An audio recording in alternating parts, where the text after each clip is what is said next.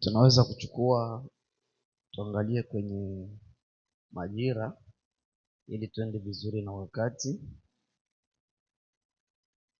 Kwanza nitasema tena shukurani kwa Mungu ambaye ameturuhusu kurudilia tena siku ya leo, sababu tulikuwa tumeendesha hii mada hii mpangilio, lakini kulikuwa kuna vizuizo fulani, na ikiwa leo tena tumefanikiwa kukutanana, tunasema Mungu ni mwema. Kwa wale ambao wanaotupata wakiwa mbali na karibu, tunahitaji kutega sikio tu, kwa sababu hii tunaifanya kama debate, lakini inahusu tu kufundishana, kwa sababu sote ni Wakristo, ili ukweli upate kujulikana. Tuko tunaongea mada inayozungumza kuhusu fungu la 1/10. Ndio mada yetu ya leo. Je, ni halali wala sio halali kwa Ukristo kama tunavyomwamini Kristo? Kabla sijaenda mbali, msomaji, tachukua Biblia twende na maandiko. Kitabu ni cha Mezali 30, kamata aya ya 4 na 5 yake. Twende haraka. Kitabu cha Mezali. Utakuwa unashusha maike na sauti siwe nyingi sana. 30 yake. Twende msomaji. Ni nani aliyepanda mbingu na kushuka chini? Ndio. Ni nani aliyekamata upepo kwa mkonzi yake? Twende. Ni nani aliyefunga maji ndani ya nguo yake? Twende msomaji. Ni nani aliyefanya imara ncha zote za nchi? Ndio. Jina lake ni nani? Ndio. Unasoma ngapi? 34 yake. Twende 5 sasa. Kila neno la Mungu limehakikishwa. Yeye ni ngao yao wamwaminio. Usiongeze neno katika maneno yake. Usiongeze neno katika maneno ya Mungu, asije Mungu akakulaumu ukaonekana mwongo. Ukawa umeonekana kuwa mwongo. Kwanza, kwa mada tunayoongelea, nafungua kwa kusema hivi, ndugu zetu ambao tumeongea nao na wale wanaotusikia wakiwa mbali.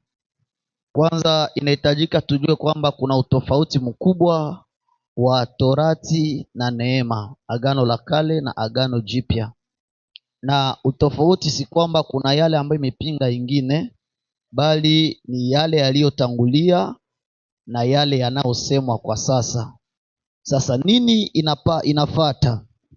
Agano la Kale, mambo yanayohusu Torati, Biblia inasema Torati ilitolewa kwa mkono wa Musa. Neema na kweli imekuja kwa mkono wa Yesu Kristo. Maana yake tukifikiri ile andiko tumegundua kwamba Torati haikuwa na kweli. Kwa sababu gani haikuwa na kweli? Torati ilikuwa ni kivuli, yaani iliongea maneno kwa mifano, lakini uhakika ya yale maneno yamekuja kufasiliwa kwenye Agano Jipya wakati Yesu alipokuja. Lakini kitabu cha Mezali kinasema neno la Mungu limehakikishwa, na katika lile neno tusiliongeze wala tusilipunguze. Maliza msomaji. Asije akakulaumu. Ukiliongeza wala kulipunguza, Mungu atakulaumu, ukaonekana kuwa mwongo, na utaonekana kuwa mwongo. Sasa hapa tunaongelea, tunahitaji kuongea ukweli wala si uongo. Kitabu cha Zaburi, msomaji. Zaburi. Kamata 27:19 yake. Zaburi 27:19 yake. Kumbukumbu la Torati ndio uanzie kwanza. Anzia Kumbukumbu la Torati, tutarudia kwenye Zaburi. Twende na maandiko. Kumbukumbu la Torati ndio ngapi? Nasema 27, kamata 19 yake. 27. Ndio. 27:19 yake. Nasema nini msomaji? Na lainiwe apoteaye hukumu ya mgeni. Ndio. Na yatima. Ndio. Na mjane aliyefiliwa na mumewe. Ruka 26. Na lainiwe asiyeweka imara maneno ya Torati hii. Alainiwe kila ampotezaye mgeni. Na kwa kusimama kwetu kuhubiri, tuna haki ya kuepuka kuwapoteza watu katika udanganyifu. Nini inaweza kutufanya tuonekane kuwa wa kuwapoteza watu? Ni ile 26. Malizia msomaji.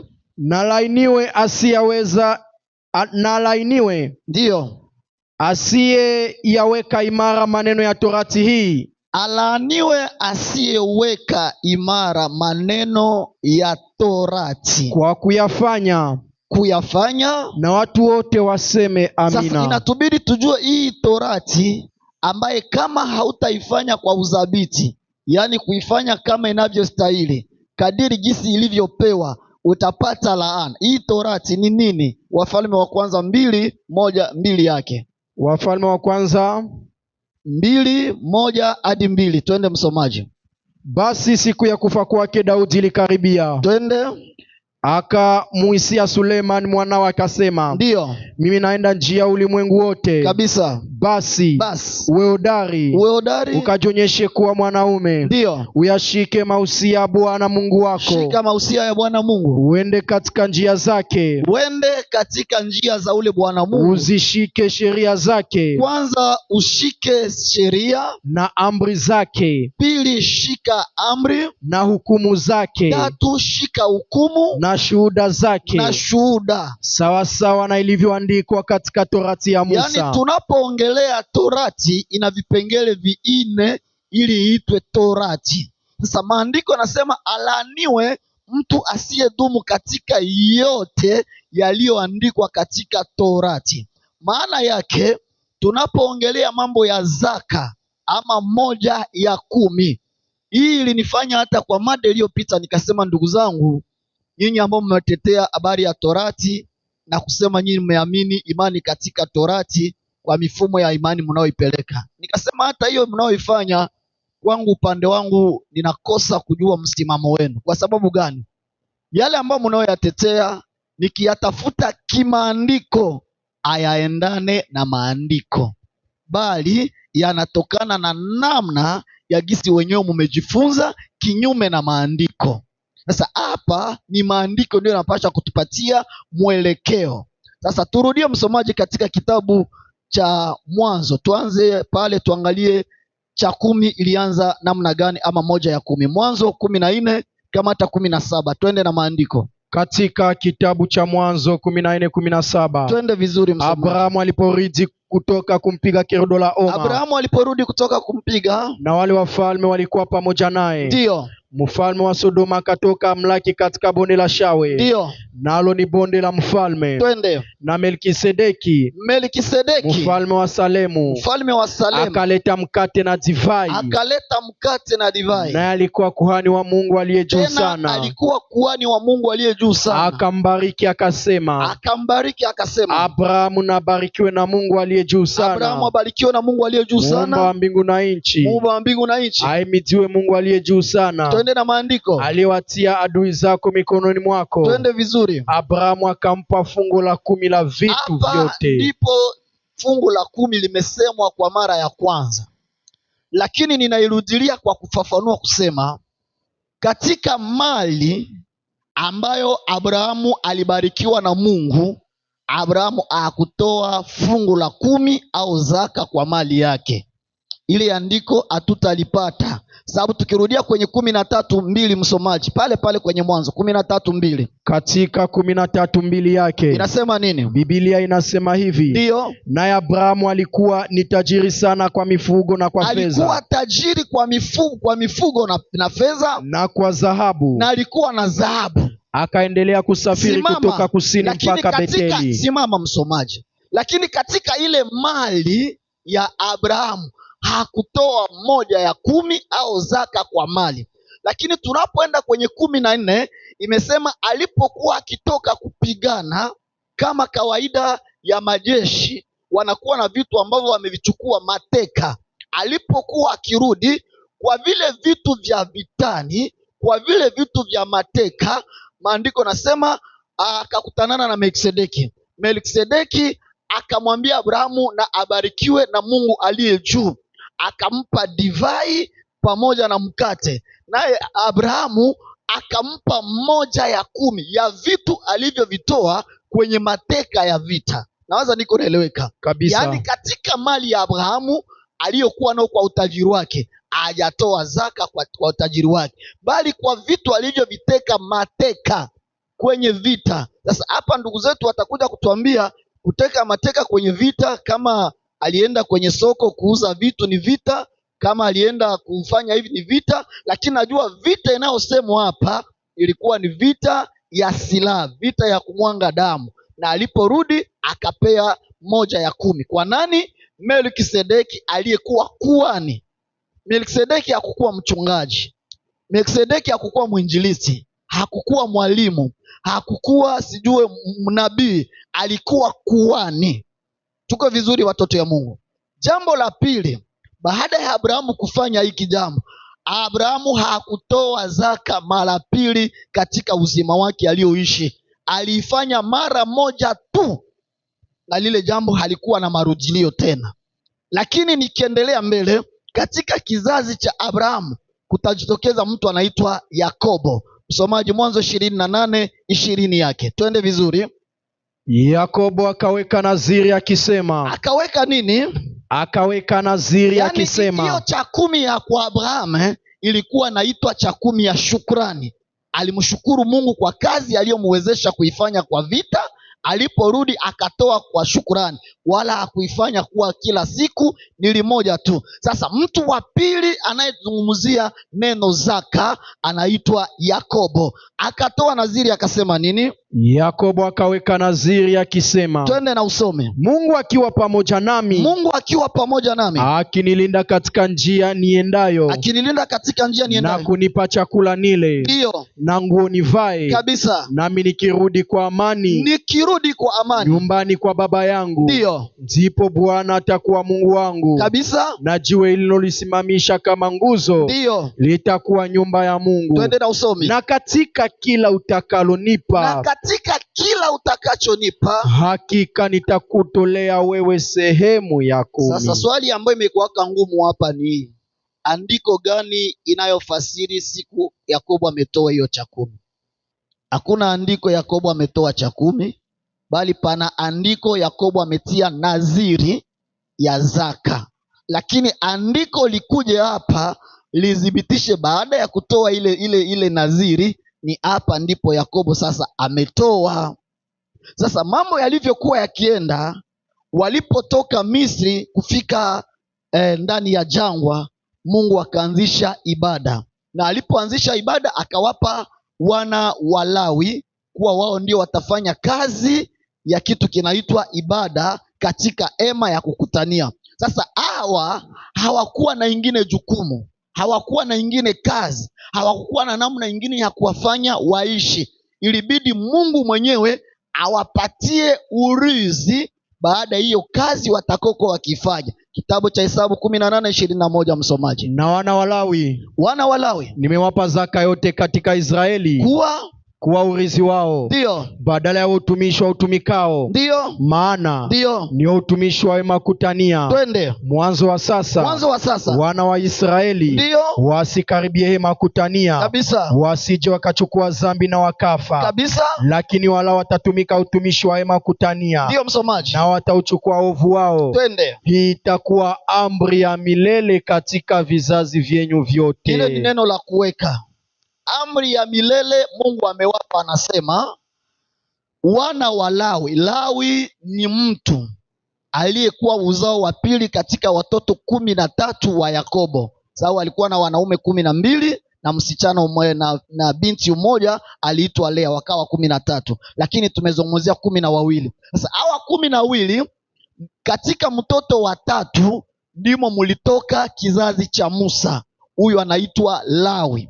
Sasa aliyepewa mission ya kuwatoa wana wa Israeli Misri kwenda Kanaani alikuwa ni Musa. Sasa ili kabila la Musa likapata wazifa, likapata kibali mbele ya Mungu.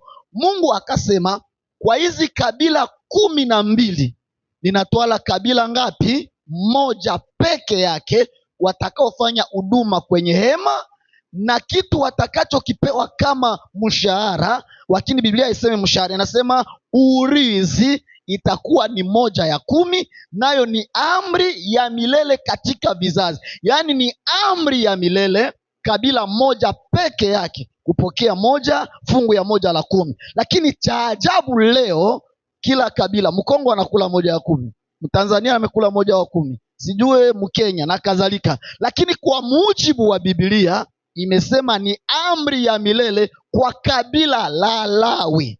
Pili, elewa kwamba kuna tofauti ya kuhani na Lawi. Kuhani ni huduma ya wale waliofanya kazi ndani ya hema, lakini Lawi sio huduma. Lawi ni kabila. Kama vile Kongo tuna makabila, kuna Wamushi, kuna Walega, kuna Wabembe, na hapa sijui unasikia kuna makabila kadha wa kadha. Sasa mtu atakapokuja kusema sisi tumepokea cha 10, kama swali la kwanza litakuwa limerudia, wewe kama mtu wa kabila gani? Usipokuwa wa kabila ya Lawi, najua hapa kutakuwa kuna ugumu na kuna uzito ya kueleweka, ili watu wapate kujua kinachofaa na kinachohitajika. Lakini maandiko nasema ni amri ya milele. Niko naenda polepole. Jambo la 3, kwa hii habari ya zaka, Mungu alipotoa amri ya kutoa zaka, alisema itatolewa kwa muda gani? Msomaji, Kumbukumbu la Torati 22, kisha unaruka 28. 22:28. Kitabu cha Kumbukumbu 14, 22:28. Usiache kutoa zaka ya fungu la 10. Ndio. Katika maongeo ya mbegu zako. Ndio. Yatokayo shambani mwako. Ndio. Mwaka baada ya mwaka. Kwanza, kwa mujibu wa Biblia, zaka ilitolewa limoja kwa mwaka, sio kama leo kila mwezi, kila juma, kila siku, kila kwenye makusanyiko. Ni kinyume na Biblia, lakini maandiko nasema neno la Mungu limethibitika, wala tusiliongezee wala kulipunguzia. Luka 10:28, msomaji. Kila mwaka wa 3 mwisho wake. Kulikuwa namna ya pili ya zaka kutolewa. Kwanza tumeona ilikuwa ni kisha mwaka. Pili ni kisha miaka ngapi? Miaka 3. Ndiyo. Kila mwaka wa 3. Kila mwaka wa 3 mwisho wake. Toa fungu la 10 lote la maongeo yako ya mwaka huo. Hapa hawajasema kila mwezi, haijasemwa kila wiki, haijasemwa kila kwenye kusanyiko, haijasema kila kwenye makutaniko ya ibada. Imesemwa kila mwaka na baada ya miaka 3. Na hili ninaunga mkono wa ndugu zangu wa dini la Kirumi, hata kama ni dini ambalo aliko sahihi, lakini wao kwa habari ya zaka wanaifanya mara hii moja kwa mwaka. Lakini katika Ukristo mwingine ni kama kazi. Ili limeeleweka vizuri? Yaani hapa tutahitajika tupate hasa andiko linalosema zaka ilitolewa kila mwezi, ilitolewa kila wiki, ilitolewa kila siku. Lakini kwa mujibu wa Biblia ilikuwa ni limoja kwa mwaka, au itatolewa kisha miaka 3. Jambo la 4, hii zaka Mungu aliyoiomba ilikuwa ya namna gani? Je, Mungu alilomba shilingi? Je, Mungu alilomba dola? Je, huko Kongo tumesema mafra? Hapa tunasema kuna wanatumia nini? Shilingi. Hiyo shilingi. Lakini turudie kwenye maandiko, ile zaka Mungu aliyoiomba ilikuwa zaka ya namna gani? Rudilia pale kwenye ile Kumbukumbu 22, ulikuwa shuka na usomaji. Usiache kutoa zaka ya fungu la 10. Ndio. Katika maongeo yote ya mbegu zako. Maongeo ya mbegu zako yatokayo shambani mwako. Analomba matunda ya kutoka mbegu ya kutoka shamba. Mwaka baada ya mwaka. Twende na usomi. Na utakula mbele za Bwana Mungu wako. Ndio. Mahali atakapopachagua. Sikia, kwa hiyo zaka ambao wale waliokuja kuitoa kwa Walawi, nao walikuwa na sehemu yao ya kuikula hako. Inaeleweka vizuri kabisa. Hawajaletea mchungaji, hawajaletea nabii, hawajaletea mwinjilisi, hawajaletea msijue walimu. Aliyoipewa ni kuhani tu. Twende msomaji. Akapakalishe jina lake. Ndio. Zaka ya nafaka yako. Zaka ya nafaka. Na divai yako. Zaka ya nini? Ya divai. Twende msomaji. Divai. Na mafuta yako. Mafuta. Na wazaliwa wa kwanza wa makundi yako ya ng'ombe. Wazaliwa wa kwanza wa makundi ya ng'ombe. Na ya kondoo. Ya kondoo. Ili upate kujifunza kumcha Bwana Mungu wako daima. Twende. Na njia ikiwa ndefu mno nawe. Kwanza tumepata taarifa kwamba zaka ilikuwa ya namna 3: mbegu za shamba, nafaka, matunda, kulikuwa divai, kulikuwa nafaka, kulikuwa mafuta, na kulikuwa wazaliwa wa kwanza wa ufugo. Tunaelewa vizuri? Hapa Mungu hajalomba zaka ya pesa. Hamna. Mungu hajalomba zaka ya hela. Hamna. Na kama lile andiko litaletwa leo, tutakuwa tumepata faraja. Lakini kuna andiko ambao watu wameikimbilia kusema, si umeona hapa wamesema zaka ya pesa, lakini tusikie Mungu amesema nini kwa habari ya pesa. Twende pale pale Kumbukumbu la Torati 18 20 na ngapi pale umekuwa? 24. Twende msomaji. Na njaa ikiwa ndefu mno nawe. Kwa sababu Mungu alilomba matunda, mbegu, ufugo. Si unaona itakuwa ni mzigo mkubwa. Na zaka haikupewa kila nafasi. Palikuwa na eneo fulani ambao Mungu alisema hapo ndipo zaka zote zitakuwa zimeenda hapo. Kama hapa tulipo Dar, Mungu amesema zaka yote itaenda sehemu tuseme Mwanza. Yaani ni hapa watu wa hapa Dar wote, ile mwaka ikienea wote wameenda wapi? Mwanza. Wanabeba kondoo, wanabeba divai, wanabeba mafuta, wanabeba sijue matunda na mbegu. Sasa Mungu akaona hiyo mzigo itakuwa ni kubwa, akawarahisishia. Akasema na njia ikiwa ndefu mno nawe usiweze kuzichukua hizo, kwa kuwa mahali ni mbali nawe mno atakapopachagua Bwana Mungu wako. Twende msomaji. Akapalishe jina lake. Ndio. Hapo atakapokubarikia Bwana kabisa Mungu wako, ndipo zibadili ziwe fedha. Utazibadilisha zikuwe sasa fedha juu ya umbali wa njia. Na kufunga zile fedha. Hizo fedha utaenda nazo mkononi mwako. Unaenda nazo mkononi. Hata mahali atakapopachagua Bwana Mungu wako. Pale ambapo Mungu amesema. Na zile fedha. Utakapofika mwa ile eneo ambayo imehitajika hizo zaka zipewe, ambapo zile fedha. Ndio. Na zile fedha zitumie kwa chochote takachotamani roho yako. Maandiko haijasema hizo fedha uzimpe Lawi, hapana. Usimpe kuhani, hapana. Uzitumie kwa chochote kitakacho itataka moyo wako. Twende. Ngombe. Uza ngombe au kondoo. Nunua kondoo au divai au kileo. Cha ajabu, na kulikuwa na zaka ya kileo. Kileo najua ni huko Kongo tunasema pombe, yaani kinywaji kinacholevya. Mungu amesema nunua hata kileo. Twende. Au roho yako itakavyo kwako chochote. Twende. Na utakula uko mbele za Bwana Mungu wako. Wewe uliyebeba ile zaka katika maeneo utakaoifikisha hiyo zaka, pia utakula kwa hiyo zaka. Swali kwa wanaokula, wanaopokea zaka. Kwanza, je, swali imekuja, wanaopokea zaka ni Walawi?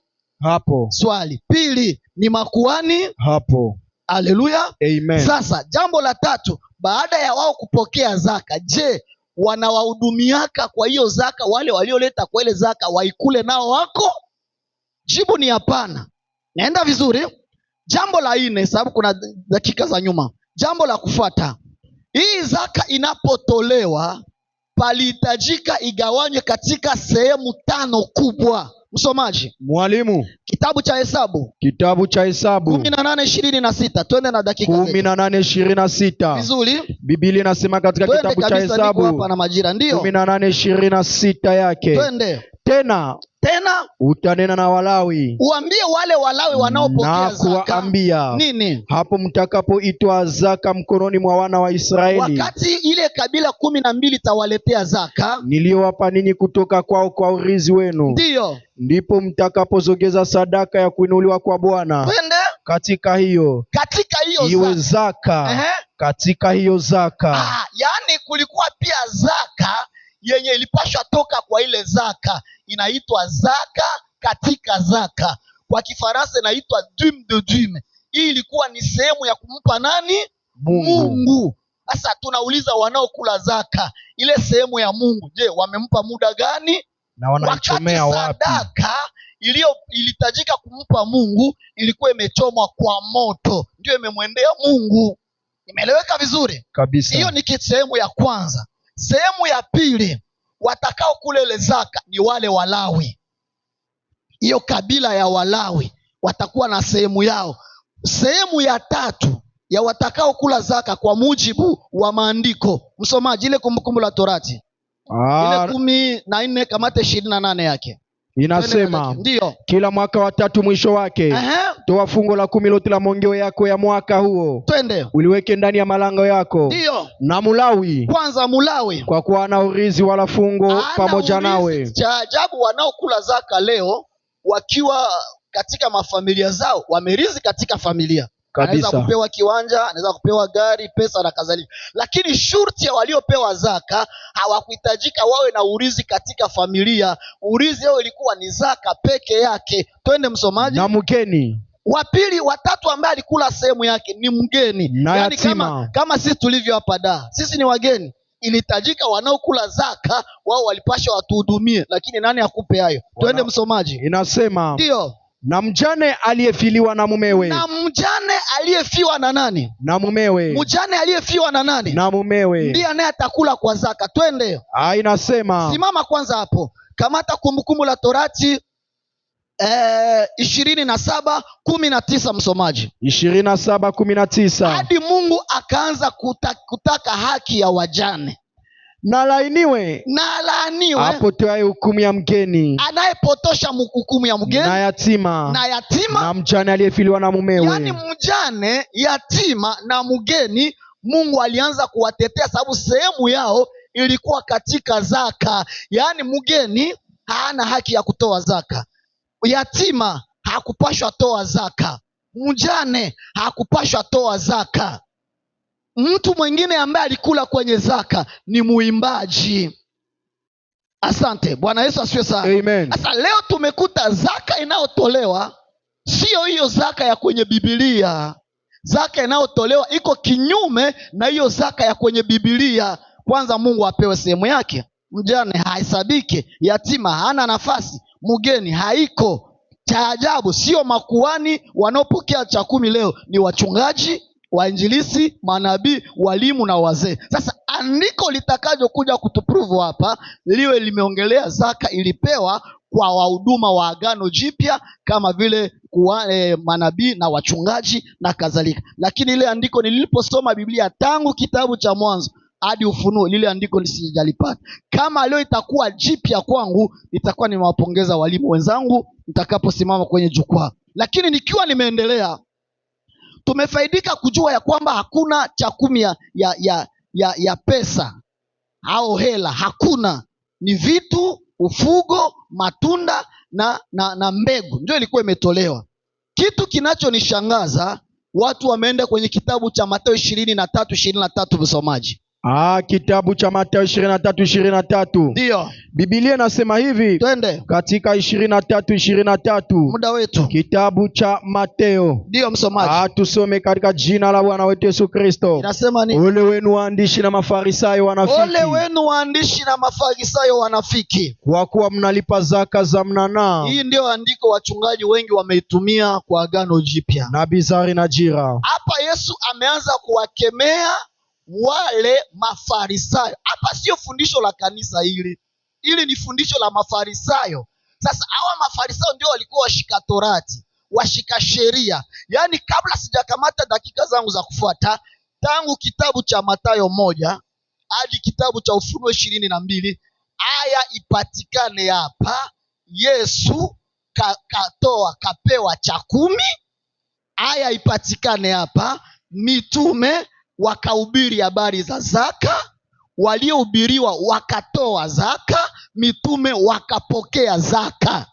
Hiyo haya ipatikane hapa ili tupatie nguvu. Lakini kamata Warumi 3:19 msomaji. Kitabu cha Warumi 3:19. Ndiyo kabisa. Biblia inasema hivi. Twende na katika 3:19. Ndiyo. Tusome katika jina la Yesu. Maliza dakika. Basi twajua ya kuwa mambo yote yanenayo Torati. Mambo yote yanayonena Torati huyanena kwa wao walio chini ya Torati. Imenena kwa wao, sio kwa sisi. Kwa sababu sisi maandiko yanasema kwenye 7:6 msomaji. Rudia pale. 7:6. Pale kwenye Warumi. Kitabu cha Warumi. Ndiyo. Biblia inasema vizuri, bali sasa tumefunguliwa katika Torati. Unaona, Torati ilikuwa imenena kwa wale walio chini ya nini? Ya Torati. Bali sasa tumefunguliwa vizuri katika Torati. Ndio. Tumeifia hali ile iliyotupinga. Tumeifia hiyo hali iliyotupinga ili sisi tupate kutumika katika hali mpya ya roho. Sisi tumetumika. Simama msomaji. Sasa nisome andiko moja, dakika zangu najua zimeenda kuisha. Matendo ya Mitume 4:34 unamalizia hapa. Matendo ya Mitume 4:34. Ndiyo msomaji. Aya, Biblia inasema ndio, 4:34. Maliza msomaji. 34 tusome. Twende kabisa. Wala hapakuwa na mtu mmoja miongoni mwao mwenye mahitaji, kwa sababu watu wote waliokuwa na viwanja au nyumba walioviuza wakaileta thamani ya vitu vile vilivyouzwa wakaiweka miguuni pa mitume. Yaani waliokuwa na vitu hii ni mfumo sasa wa jinsi kanisa la kwanza lilitembea. Wao hawakutoa tena zaka, bali vitu vyote walivyokuwa navyo wakaviuza, wakaleta thamani yake kwa miguu ya mitume. Sasa huyu mtu ambaye ameuza vitu vyote, ameleta baadhi ya vitu vile kwa thamani yao kwa mitume, itawezekanaje tena anze ongelea habari ya zaka? Hapa kunakuwa tatizo kabisa. Sasa, katika maandiko habari ya zaka ilisemwa kwa Agano la Kale, lakini kwa Agano Jipya zaka haikupewa jukumu ya sisi kuitoa kama kanisa linalomhubiri Yesu. Asante kwa dakika za kwanza, na zinazofuata tutakuwa tumeendelea. Asante msomaji. Amina. Asante sana aliyetangulia kutoa mada. Mada ni je, Mkristo anapaswa kulipa zaka? Mada ni je, Mkristo anapaswa kulipa zaka? Kwa hiyo mwalimu wa kwanza amejaribu kuelezea akifundisha ya kwamba Mkristo hapaswi kulipa zaka. Nadhani mwalimu wa pili amemsikiliza kwa makini, aje naye atufundishe ya kwamba Mkristo anapaswa kulipa zaka. Kwa hiyo mwalimu, una muda wa dakika 30, utakuja na wewe utetee ya kwamba Mkristo anapaswa kulipa zaka. Kwa hiyo karibu sana, utakapofika hapo kianza tu kuongea naanza kukuhesabia.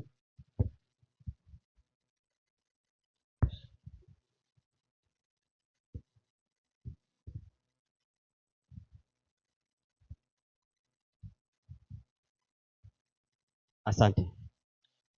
Okay. Dakika 40 imeisha, ila nianze na 41. Okay. Jamani, tuwakaribishe kwa mjadala huu. Unaweza ukaanza kunihesabia. Hawa ndugu zetu bwana, nimejaribu kumsikiliza huyu mtoa mada. Mwanzoni niliwaza kwamba nipate nafasi hata ya kumuuliza maswali, hata kuna kitu anaweza akanifundisha, kumbe nikagundua kwamba haikuwa sawa. Ndio maana akapendekeza twende hivi hivi. Msomaji? Niko. Soma Timotheo kwanza. Timotheo wa pili, sura ya 2 mstari wa 15. Unaweza ukatumia simu kama Biblia inakuchelewesha. Timotheo wa pili, sura ya 2 mstari wa 15. Anasema, ndio, jitahidi kujionyesha kuwa umekubaliwa na Mungu. Umekubaliwa na Mungu. Mtenda kazi asiye na sababu ya kutahayari. Asiye na sababu ya kutahayari. Ukitumia kwa halali. Ukitumia kwa halali, brother, neno la kweli. Neno la kweli. Ili neno la kweli Biblia unatakiwa ulitumie kwa halali. Usilitumie kwa manufaa yako. Petro wa pili 3:16. Petro wa pili 3:16 inasema, muwe tayari muda wote kumjibu kila mtu awaulizaye habari ya tumaini lililomo ndani yenu. Fika Petro wa pili. Fika usome andiko linavyosomeka. Msaidie, umpe simu, naona Biblia huyu inamchelewesha, atakula dakika zangu tu nyingi tu. Au simu ndo hana. Tumia Biblia ya simu ili iwe rahisi. Petro wa pili 3:16. 3:16. Anasema, ndio. Vile vile kama katika nyaraka zake zote pia. Katika nyaraka zake zote pia. Akitoa umo, ambaye ni Paulo huyo. Akitoa umo, ndio, habari za mambo hayo. Katika nyaraka hizo, katika nyaraka za Paulo, yamo mambo ambayo ni vigumu kuelewa nayo. Na mambo hayo watu wasio na elimu kama hawa, wasio imara huyapotoa kama vile wapotoavyo na maandiko mengine. Soma Tito 1:10. Nataka kwanza ni tuweke msingi kabisa kabla sijasogea. Tito 1:10. Anasema, ndio, kwa maana kuna wengi wasiotii. Ambao hataki kutoa zaka, mabairi. Ndio, wenye maneno yasiyo na maana. Hawa wadanganyaji, na hasa wale watowala. Ndio, wanataka kufundisha sheria wakati sheria yenyewe hawaijui. Ambao ndio yapasa wazibwe vinywa vyao. Sasa blaza, mimi nataka nikuzibe kinywa. Kama ulikuwa na mpango wa kwenda Mwanza kufundisha hichi unachokufundisha hapa, na kuziba kinywa, na kama una moyo kabisa wa kujifunza, tulia usikilize. Sawa sawa. Soma Timotheo wa kwanza 1:5-7. Ndio. Mimi nasoma Biblia. Upo vizuri. Maandiko usome, sote ni Wakristo tunajadili, usimwataki mtu, ataki maandiko. Kwa hiyo maandiko ya prove wrong badala ya kumwataki. Hao tumewakaribisha, sasa wasije wakatuona sisi sio wakarimu. Kwa hiyo fundisha. Mwalimu mwenyekiti wangu hapa ameniambia nipunguze lugha ya ukali. Lakini maandiko yenyewe huwa ni makali hivyo hivyo. Yesu alishai kuitwa mtu mbwea. Kwa hiyo mtu akikuita mbwea usije ukakwazika. Kama ni mbwea kweli unaitwa mbwea. Soma Timotheo wa kwanza 1:5-7. Walakini mwisho wa agizo hili ni upendo. Mwisho wa agizo hili ni upendo utokao katika moyo safi, ndio, na dhamiri njema, na imani isiyo na unafiki. Muwe na imani ambayo haina unafiki. Endelea mpaka 7. Wengine wakiyakosa hayo wamegeukia maneno ya ubatili, wapenda kuwa walimu wa sheria. Blaza hapa amekuja hapa anafundisha sheria, anajaribu kutufundisha sijui Torati, sijui toa zaka. Zaidi nimeona tu kama anauliza maswali, anataka afundishwe zaka katika Torati. Wakati huo washasema Torati haiko, lakini baada anataka kutufundishe nini? Torati. Andiko linasema wanapenda kuwa walimu wa sheria. Ingawa hawayafahamu wanayosema, wala yale wanaonena kwa udhabiti. Mtu anakwambia zaka ilikuwa inatolewa mwaka wa 3 tu, alafu baadaye anarudi anakuambia zaka ilikuwa inatolewa mwishoni mwa mwaka, alafu baadaye anakuambia zaka ilikuwa inaliwa na Walawi, alafu wakati anakuambia zaka walikuwa wanapewa maskini. Yaani hajatuambia, yani kifupi hajatufundisha. Ndio ukweli, hajatufundisha. Sasa kwa nini hajatufundisha? Na baada amekuja Petro wa pili 2:3 anasema na katika kutamani watajitafutia faida kwenu kwa maneno yaliyotungwa, ndio, ambayo hukumu yao tangu zamani haikawii, wala uvunjifu wao hausinzii. Unaweza ukakusanya sadaka za watu ukaanza kuzunguka kwa faida, kutafuta faida, lakini kuna neno la nani? La Kristo. Mimi nafundisha kuhusu zaka, lakini mimi sitegemei zaka, situnzi na zaka, si mnufaika moja kwa moja, kwa sababu mimi si mchungaji, mimi nina shughuli zangu nyingine. Lakini neno la Mungu lazima lisimame kama lilivyo. Ndio maana katika msomaji hapa namna alivyofundisha nikaelewa kwamba kwa nini hata mada iliyopita walikuwa wanajichanganya. Hebu soma kwanza Luka 1:11. Luka 11:11. 11:11. Ndio. Luka 11:11 anasema, maana ni yupi kwenu aliye baba ambaye mwanae akimwomba mkate atampa jiwe? Au samaki badala samaki atampa nyoka? Au akamwomba yai atampa nge?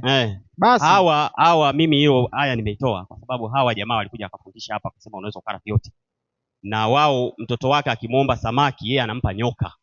Ndio kwa maana hiyo, na ni namna tu ya kupotosha tu maandiko matakatifu, sababu samaki yeye ni kitu kizuri kwake, kwa sababu Yesu anasema ukiombwa samaki yeye haezi toa, akiombwa samaki haezi toa nyoka, lakini wao wakiomba samaki nyoka wanatoa. Sasa ni namna fulani ya kusoma maandiko katika namna ambavyo sio nzuri. Ila katika hoja zake, hoja niliyoichukua ni hii ambayo nimeiona ni hoja ya msingi ambayo nimeiona. Ameeleza kwamba hatoi zaka itakiwa kutolewa kwa sababu hatupo katika agano la kale. Hiyo ndio hoja ya msingi ambayo ameijenga, na hiyo ndo natamani niijibie. Lakini hoja moja uongo aliyosema, na lazima tuweke clear, amesema kwamba Ibrahimu hakutoa zaka katika vitu vyake. Hakuna andiko hata moja linalosema Ibrahimu hakutoa zaka katika vitu vyake. Hizo ni imagination. Ni imagination. Msoma Mwanzo 26:5 kwanza. Anasema, ndio, kwa sababu Ibrahimu alisikia sauti yangu. Ibrahimu alisikia sauti ya Mungu, akayahifadhi maagizo yangu, na amri zangu, na hukumu zangu, na sheria zangu. Sasa utaulizwa hapo kwamba hizo sheria lini Ibrahimu alimsikia Mungu anamwambia? Halipo andiko linaloeleza. Lakini andiko, kuna wakati Ibrahimu alielezwa maagizo ya Mungu, sheria zake, taratibu zake. Hakuwa anaamka asubuhi anasema sasa nitoe fungu la 10. No, Mungu alikuwa anamfundisha. Lakini kwa sababu haikuandikwa, mtu kwa sababu haikuandikwa anatumia huo mwanya kusema hakutoa. Lakini fungu la kuambia hakutoa hana. Kwa huo ni uongo ambao ameufundisha mwalimu na itabidi atusaidie vizuri. Sasa soma Yohana 21:25. Hapo kwa Ibrahim nataka kwanza nipasafishe. 21:25. Mwanzo. Yohana. Yohana 21:25. Ndio. 21:25 Yohana inasema, mimi muda ukiisha sina shida. Kuna na mambo mengi aliyoyafanya Yesu. Kuna mambo mengi aliyoyafanya Yesu ambayo hayakuandikwa moja kwa moja. Nadhani hata ulimwengu kama yangeandikwa moja kwa moja. Kuna na mambo mengi aliyoyafanya Yesu. Ndio. Ambayo yakiandikwa moja moja. Yakiandikwa moja moja. Nadhani hata ulimwengu usingetosha kwa vile vitabu vilivyoandikwa. Kwa vitabu vilivyofanya nini? Andikwa. Sasa Ibrahimu angeandikwa kwamba anachukua kondoo, anamtoa zaka. Ibrahimu ametoa zaka sabato hii. Sabato ijayo alitoa tena zaka ya shilingi ngapi? Vitabu visingetosha. Hawa kwa lojiki yake ni kwamba Yesu hakuwahi kusaidia maskini. Kwa sababu hamna andiko linalosema Yesu alitoa kitu akamsaidia nani? Maskini. Halipo. Kwa hiyo Yesu hakusaidia maskini kwa sababu haijaandikwa. Yuda 1:9 nikuprovie kwamba usitengeneze fikra zako ukaziweka kwenye maandiko. Hatusomi maandiko hivyo. Yuda 1:9. Lakini Mikaeli malaika mkuu aliposhindana na Ibilisi na kuhojiana naye kwa ajili ya mwili wa Musa na kuthubutu kumshtaki kwa kumlaumu, bali alisema, Bwana na akukemee. Sasa ukisoma kitabu cha Torati na habari zote, vitabu vyote vya Musa, hiyo habari imo au haipo? Haiko. Sasa mtu mwenye fikira akwambia Ibrahimu Mikaeli hajaishindana na nani? Na Ibilisi. Kwa nini? Kwa sababu haikuandikwa. Sio kila kitu kilichotendeka na mitume au manabii kiliandikwa. Sasa kwa sababu hakikuandikwa useme hakipo. That's wrong. Namba 2. Soma Mwanzo 28:22. Iache hiyo twende vizuri. Luka hiyo. Pointi kubwa Wagalatia 8:6. Waebrania 8:6. Waebrania 8:6. 8:6 Waebrania anasema, lakini sasa amepata huduma iliyo bora zaidi. Kwa kadiri alivyo mjumbe wa agano jipya lililo bora. Point iko hapo kwamba Yesu ni mjumbe wa agano jipya. Point agenda yetu ni kwamba katika injili kuna utoaji wa zaka, katika injili kuna utoaji wa zaka. Lakini tukirudi pia kwenye hoja yake ya kwanza aliyoijenga kwamba zaka imeamuliwa katika Torati, kwamba kwa sababu imeamuliwa katika Torati sisi hatupo chini ya Torati, hatutaki kutoa nini? Zaka. Lakini anasahau kuna vitu ambavyo vimeamuliwa katika Torati ambavyo Wakristo walilazimika kuvifuata. Wakorinto wa kwanza 14:34. Wakorinto wa kwanza 14 aya yake ni ya 34 inasema, ndio, wanawake na wanyamaze katika kanisa.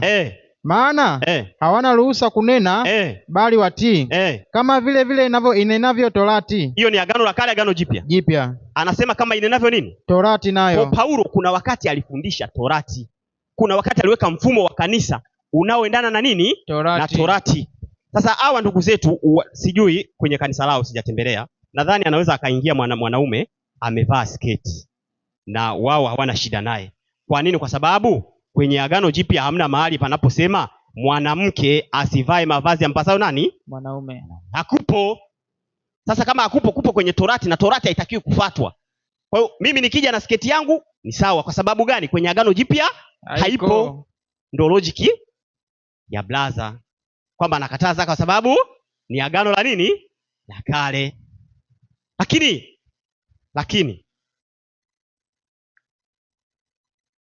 Lakini Warumi, mafundisho mengi ya Ukristo yamejengwa kwenye agano, kwenye Torati. Japokuwa hatuko chini ya Torati, lakini Torati ni kiongozi kutuleta kwa nani? Kwa Kristo. Soma Walawi 19:18 kwanza. Walawi 19:18 anasema, usifanye kisasi, ndio, wala kuwa na kinyongo juu ya wana wa watu wako. Ndio. Bali umpende jirani yako kama nafsi yako. Umpende jirani yako kama nafsi yako, inaishia hapo. Soma Warumi 13:9-10. Nataka nikuoneshe kwanza, sio kila kinachotajwa kinachoagizwa kwenye Torati basi hatutakiwi kukifuata. Maana kule kusema usizini, usiue, usiibe, usitamani, na ikiwepo amri nyingine yoyote inajumlishwa katika neno hili, ya kwamba mpende jirani yako kama nafsi yako. Hiyo ni Torati hatutaki kufuata. Mpende jirani yako kama nafsi yako. Hiyo ni Torati hatutaki kuifuata. Mpende jirani yako kama nafsi yako. Sasa Biblia imetuambia kuna watu wanapenda kuwa walimu wa nini? Wa sheria. Lakini hawajui wanayofundisha kwa usahihi. Si kwamba hawajui, ila hawajui kwa nini? Kwa usahihi. Sasa niende kufundisha kwa dakika zilizobaki. Nina dakika nadhani 14. Sijui 14 si 15. Mwalimu atajua mwenyewe. Jambo la kwanza. Je, zaka ni sehemu ya agizo la Injili? Kwanza tukikubaliana hapa cha kwanza kwamba zaka sio sehemu ya agano la Injili. Manake kazi yote ambayo imetumika kufanya zaka, yani tukielewa hivyo, kuna matokeo yake ni ya moja kwa moja. Yani matokeo moja, kwa sababu hii ni fedha inatoka na inalipwa watu na wanafanya kazi. Sasa kama itakiwi, manake lazima kuna namna nyingine. Wakorintho wa kwanza 9:14. 9:14 au 9:9 mpaka 14. Anzika 14, soma 14. 9:14. Inasema na Bwana hivyo hivyo ameamuru kwamba wale wahubiri Injili wapate riziki kwa hiyo Injili. Hebu rudi 8. Aya ya 8. Je, ninenayo hayo kwa nanena hayo kwa kibinadamu? Nanena hayo kwa kibinadamu? Au Torati nayo? Unaona tapaura sana za kufundisha mambo ya Torati sasa ambayo mnaikataa. Haisemi hayo hayo? Haisemi hayo hayo. Torati ambayo umeikataa inasema hayo hayo anayozungumza Paulo. Endelea. Kwa maana katika Torati ya Musa, imeandikwa usimfunge kinywa ng'ombe apulapo nafaka. Je, hapo Mungu anaangalia mambo ya ng'ombe? Anaangalia mambo ya ng'ombe? Au yamkini ananena hayo kwa ajili yetu? Ananena hayo kwa ajili yetu? Naam. Yaliandikwa kwa ajili yetu. Kwa kuwa alimaye nafaka ni haki yake kulima kwa matumaini. Ndio. Naye apulapo nafaka ni haki yake kutumainia kupata sehemu yake. Sawa. Upo na mstari wangapi? 11 ndo naendelea. Haya, rudi piga 14 sasa ambapo nilifikia. Na Bwana hivyo hivyo ameamuru kwamba wale wahubirie Injili wapate riziki kwa hiyo Injili. Sasa akili ya ndugu zangu hawa ni kwamba ukisema Torati haitakiwi, sababu tupo kwenye agano jipya. Lakini mtume wa Mungu Paulo akamwambia nayo anena ndio yanayosomwa na nini? Torati. Yesu, swala pili unajiuliza. Mathayo 23:28-19. Soma Mathayo 28:19. Inasema Yesu akaja kwao akasema nao akawaambia. Nimepewa mamlaka yote mbinguni na duniani. Basi nendeni mkawafanye mataifa yote kuwa wanafunzi, mkiwabatiza kwa jina la Baba na Mwana na Roho Mtakatifu, na kuwafundisha kuyashika yote niliyowaamuru ninyi. Maanake kuna mambo ambayo Yesu aliyafundisha na kuyaamuru alipokuwa duniani. Wale wanaoamini wakabatizwa watafundishwa hayo walioamuru. Sasa tuangalie wakati Yesu anafundisha kuna kitu alifundisha kuhusu zaka. Sawa. Fungu amelisoma mwenyewe 23:23 soma. Mathayo 23:23. Labda uniambie kwamba hili sio fundisho la Yesu, nitakukubalia. Lakini kama ni fundisho la Yesu, Yesu anasema kuyashika yote, sio moja, niliyoamuru ninyi. Yote. Niliyofanya nini? Niliyoamuru ninyi. Niliyoamuru. Ndio. Ole wenu waandishi na Mafarisayo, sawa, wanafiki, kwa kuwa mnalipa zaka na mnanaa na binzari na jila, lakini mmeacha mambo makuu ya sheria, yaani adili, rehema, imani. Hayo imewapasa kuyafanya. Wala yale mengine msiache. Sasa Yesu angekuwa mnafiki kama anawaambia Mafarisayo watoe zaka wakati mwenyewe hatoi zaka na wala hataki wanafunzi wake watoe zaka, angekuwa mnafiki. Kwa sababu huwezi kusema huku hiki alafu huku ukasema iko. Na mafundisho ya Yesu, Biblia inasema katika kinywa chake haukuonekana nini? Uongo. Sasa huyu anataka tuambie kwamba kwenye kinywa chake Yesu wakati anasoma hayo msiache ulikuwa ni uongo. Hakumaanisha. Ndio logic yake huyu. Yesu alipokuwa katika mwili alipewa zaka? Hapana. Hakupewa zaka. Alipokuwa katika mwili hakupewa zaka. Waebrania 8:4. Kwa nini hakupewa zaka? 8:4 Waebrania inasema kama ungekuwa juu ya nchi, Yesu asingekuwa kuhani. Kwa hiyo Yesu katika huduma yake akiwa hapa duniani, kwa sababu kulikuweko makuhani ambao ni Walawi, yeye hakuwa kuhani na hakuwa entitled kupokea zaka alipokuwa katika mwili. Sasa twende mbele. Je, Yesu alitoa zaka? Sawa. Wagalatia 4:4. Galatia 4:4. Inasema ndio, hata ulipowadia utimilifu wa wakati. Hata ulipowadia utimilifu wa wakati, Mungu alimtuma mwanae ambaye amezaliwa na mwanamke. Amezaliwa chini ya sheria. Amezaliwa chini ya nini? Sheria. Sasa ukija blaza utanisaidia kunifundisha kwamba Yesu alizaliwaje chini ya nini? Sheria.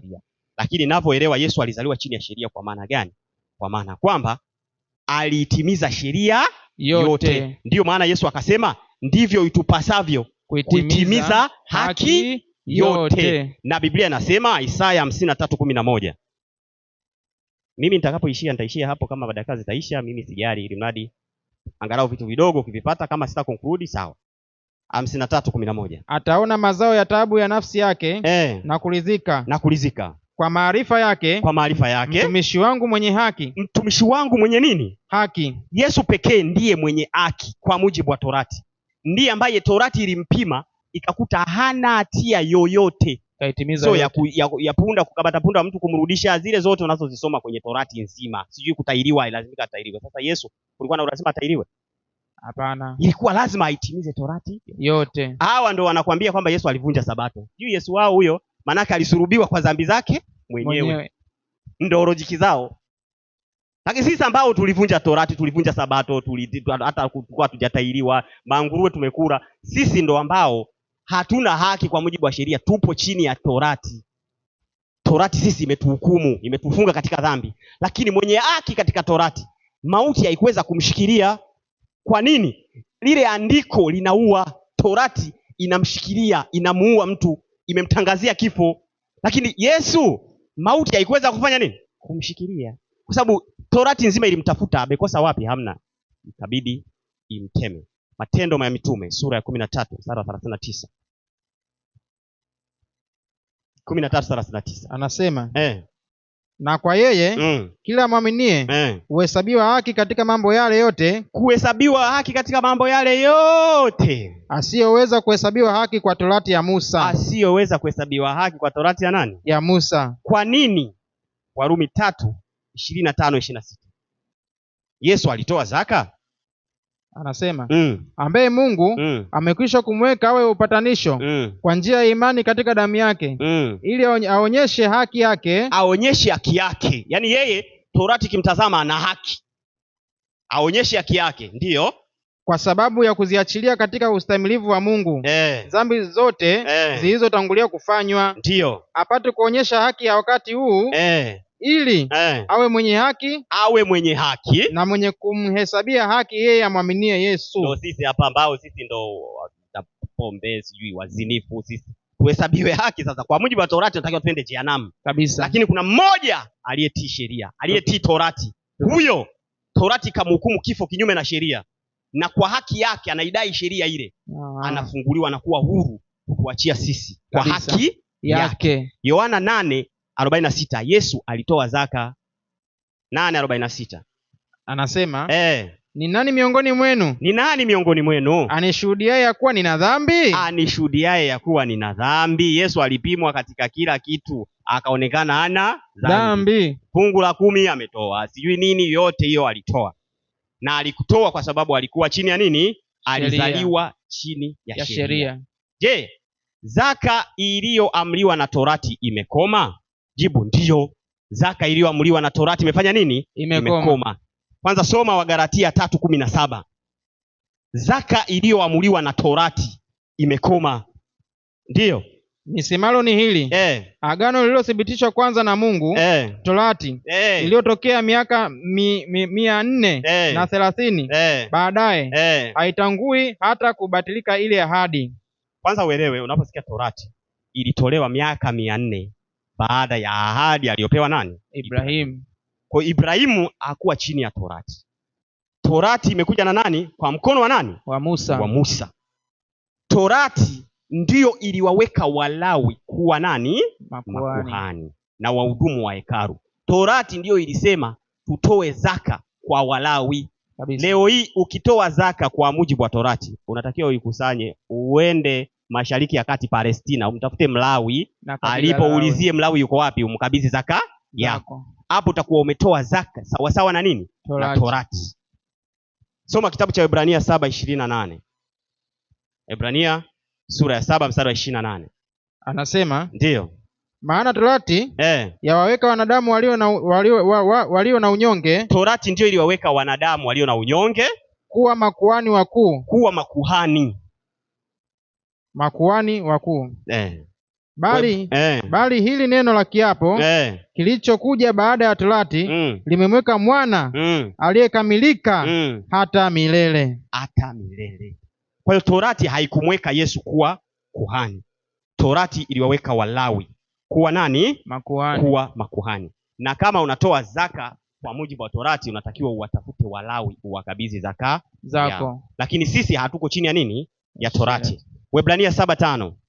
7:5 Waebrania anasema, na katika wana wa Lawi nao wale waupatao ukuhani wana amri kutoa sehemu ya 10 kwa watu wao. Walikuwa na amri ya kutoa sehemu ya 10 kwa watu wao. Soma 11:12. 11:12. Hapo 7:11. Basi kama ukamilifu ulikuwapo kwa ukuhani wa Lawi, maana watu wale waliipata sheria kwa huo. Walifanyaje? Waliipata sheria kwa huo. Hemu rudi 12. 12. Hapo 7:12. Maana ukuhani ule ukibadilika hapana budi sheria nayo ibadilike. Sheria yote iliyokuwa inawapa mandate ya makuhani ya Torati, iliyokuwa inawaweka kuwa makuhani, alafu inawapa haki ya kupokea zaka, inakoma. Hiyo sheria inafanya nini? Inakoma. Not in mind kwamba hiyo sheria imeanza miaka 400 baada ya nini? Ya ahadi. Haihusiani kabisa na fungu la 10 aliloitoa Ibrahimu na ahadi ya kutoa fungu la 10 aliloitoa Yakobo. Haihusiani. Zile hazipo katika Torati, hazipo katika hii sheria inayobatilika. Labda kama wewe unasoma vingine. Je, Yesu anapokea zaka? Yesu anapokea zaka? Sasa hapa muda wangu ni mdogo, nipige hapo Waebrania 5. Ngapi? 4. Anasema, na hapana mtu ajitwaliaye mwenyewe heshima hii, ila yeye aitwaye na Mungu kama vile Haruni. Hivyo hivyo Kristo naye hakujitukuza nafsi yake kufanywa kuhani mkuu. Hakujitukuza nafsi yake kufanywa kuhani mkuu. Lakini yeye aliyemwambia, ndiwe mwanangu, mimi leo nimekuzaa. Ndiyo, endelea. Kama asemavyo mahali pengine, ndiwe kuhani milele kwa mfano wa Melkizedeki. Ndiwe kuhani milele kwa mfano wa Melkizedeki. Yesu Kristo mwana wa Mungu ndiye kuhani kwa sasa. Milele, sio sasa hivi tu, milele. Ila ukuhani wake ni kwa mfano wa Melkizedeki. Na alipewa zaka. Kama ukuhani wake ni kwa mfano wa Melkizedeki, Mwanzo 14:18. Jambo la kwanza ni kuhani wa Mungu. Sifa ya kwanza, Melkizedeki alikuwa kuhani wa Mungu, Yesu naye ni kuhani wa Mungu aliye juu. Na hiyo inatusaidia kwa wale ambao mnasema Yesu ndo Mungu Baba mwenyewe, na hapo nadhani itatusaidia. Na Melkizedeki mfalme wa Salemu akaleta mkate na divai, naye alikuwa kuhani wa Mungu aliye juu sana. Alikuwa kuhani wa Mungu aliye juu sana. Waebrania 1:7. Waebrania 7:1. Waebrania 7:1. Anasema, kwa maana Melkizedeki huyo mfalme wa Salemu kuhani wa Mungu aliye juu, aliyekutana na Ibrahimu, alipokutana na Ibrahimu, alipokuwa akirudi katika kuwapiga hao wafalme, akambariki, ambaye Ibrahimu alimgawia sehemu ya 10 ya vitu vyote. Na Kristo kuhani mkuu ni kwa mfano wa huyo Melkizedeki. Yaani ukuhani wake anauchukua kwa mfano wa Melkizedeki. Soma hiyo 7:5. Anasema, na katika wana wa Lawi nao wale waupatao ukuhani wana amri kutwaa sehemu ya 10 kwa watu wao. Sawa. Namba 1 hiyo nimekwambia ni kuhani wa Mungu aliye juu. Melkizedeki na Yesu ni kuhani wa Mungu aliye juu. Namba 2, kuhani wa Mungu roho yake ilikuwa ni kubariki. Mwanzo 14:19. 14:19 Mwanzo.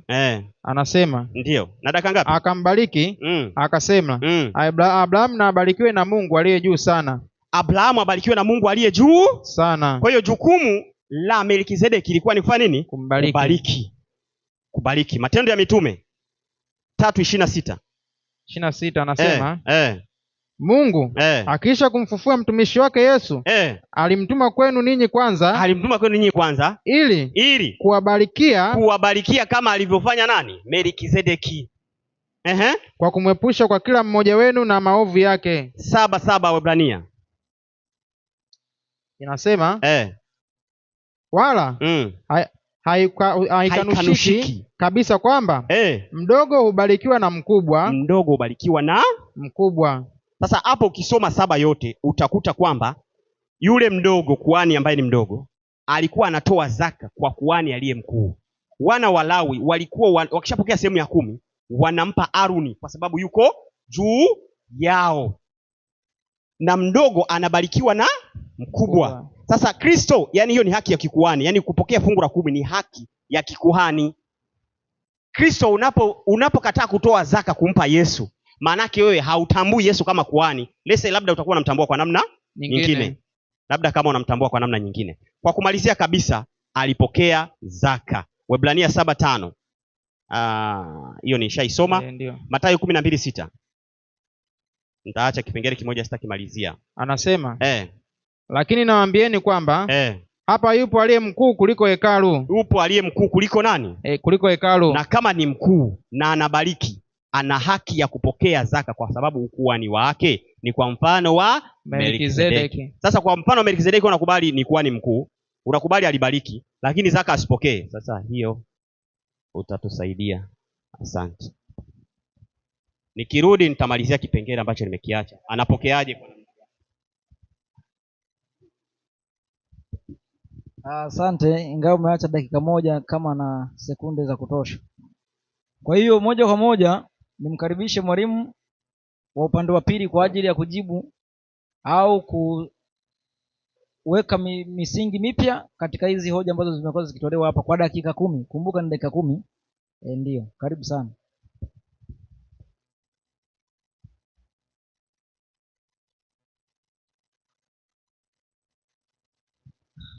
Fikiri unaweza anza kuhesabu dakika zetu. Bwana Yesu asifiwe. Amen.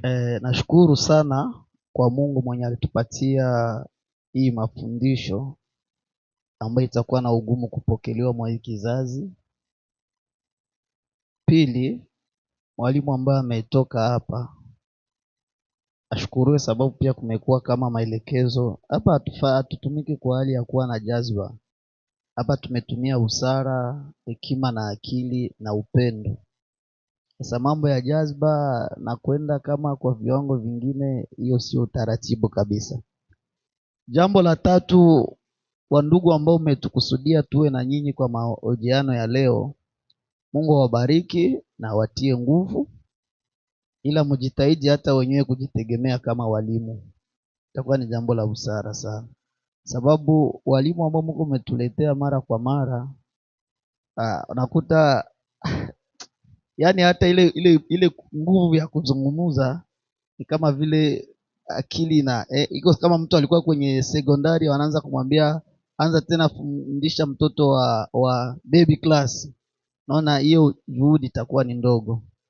Kwa muda wote mwalimu amesimama hapa, nafikiri watu wametufuata kwenye mitandao, mwalimu haujaongea. Na kama Mungu angeturuhusu tubakia hapa, hatungefanya tena miazara, tulipasha fanya vikao vya sisi wenyewe kama walimu tueleweshane. Hakuna hata hoja moja aliyoipitia. Itakuwa ni kuzalalika kwenye mitandao ya kijamii, watu wanafuata duniani. Sasa wakati mimi naacha hoja, haupitii hata moja, kisha umeongezea ya kwako yenyewe aiendane na mada. Uanze nda Yesu mwana wa Mungu, sheria, torati, Yesu katoa zaka, kuhani. Lakini acha niongee hivi kwa hizo dakika kidogo. Tungehitaji tufundishane, walimu wenzangu. na pakiwepo kuna walimu wengine ambao mmewategemea au kama ndio waliwafunza elimu hii, Mungu aturuhusu miaka zijao mtukutanishe na wao tuongee kwa zaidi, ili tusaidiane tu kama watumishi wa Mungu kwa faida ya Mungu. Mimi niliongea habari ya zaka na nikapana maandiko tokea Mwanzo 14, Mwanzo 24 kwa habari ya Musa ya Abraham pamoja na mtu ambaye aliitwa Yakobo. Cha ajabu mwalimu anakuja hapa mwanzo anasema mind yetu ni sababu mambo ambayo haikuandikwa ndio sisi tunasema sababu haikuandikwa maana na isiwe hivyo. Hiyo pia ni kutokusoma maandiko sana. Msomaji. Mwalimu. Kumbukumbu la Torati 29:29. Katika 29:29. Nasema nini? Biblia inasema hivi. Twende na dakika. Mambo ya siri ni ya Bwana Mungu wetu. Mambo ya siri ni ya Bwana. Lakini yaliyofunuliwa ni yetu sisi na watoto wetu. Sasa wewe kisha ukasema unakuja hapo unasema kuna mengi Yesu alifanya haikuandikwa. Sasa sababu haikuandikwa, je, hatutaiamini? Maandiko nasema kuna ya siri ni ya Bwana, na kwenye Zaburi nasema utukufu wa mfalme ni kuficha. Sawa? Na ile yenye iko wazi njoo yetu. Ile yenye Mungu aliona inatufaa ndio maana iliandikwa. Wakorintho wa kwanza 4:6. Biblia inasema hivi. Twende msomaji. Katika Wakorintho wa kwanza 4:6. Twende vizuri. Basi ndugu, mambo hayo nimeyafanya kwa mfano wa mimi na Apolo. Mambo haya nimeyafanya kwa mfano wa mimi na Apolo. Kwa ajili yenu. Kwa ajili yetu. Ili kwamba kwa mfano wetu. Kwa mfano wetu. Mupate kujifunza kutokupita yale yaliyoandikwa. Mwalimu, ndugu yangu, tunapaswa kujifunza tusipite zaidi ya yale yaliyoandikwa. Yasiyoandikwa ni ya Mungu. Yaliyoandikwa njoo yetu. Sasa hapo ukija ukasema unaona kuna mengine kuandikwa sio, hapo utakuwa umeenda mbali na mada ya leo. Lakini nizungumuze hiyo mada yote na hiyo ya mambo yote ambayo nimeongelea, mwalimu kwa elimu ambayo tumepewa, ambayo umekuja kuonesha hapa, hiyo elimu iko chini, niseme tu. Lakini niseme hivi, zaka 1/10 imesemwa kwa Agano la Kale. Nimepana masharti jinsi Mungu alipea itolewe. Kuna iliyotolewa limoja kwa mwaka na kuna iliyotolewa kisha miaka. Sasa nikauliza, hii ya kila Sabato, hii ya kila mwezi, andiko si mada naisha? Tumepewa andiko, tumekuja ndo kupewa mafasirio kulingana na imani yenu, ndio mmekuja kutufasiria. Hapana kulingana na Biblia. Hiyo ni imani yenu, sio Biblia. Lakini hapa tu Biblia hiyo peke ilete majibu. Chini vile. Jambo la pili nikasema, wapi andiko mchungaji kapewa cha 10? Wapi andiko nabii kapewa cha 10? Msomaji.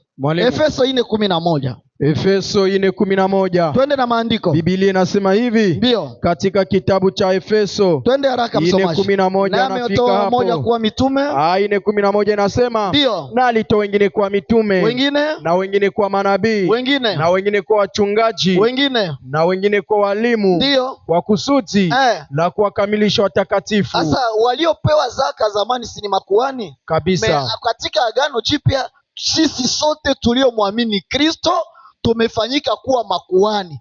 Kitabu cha Petro wa kwanza 2:5, Ufunuo 1:6.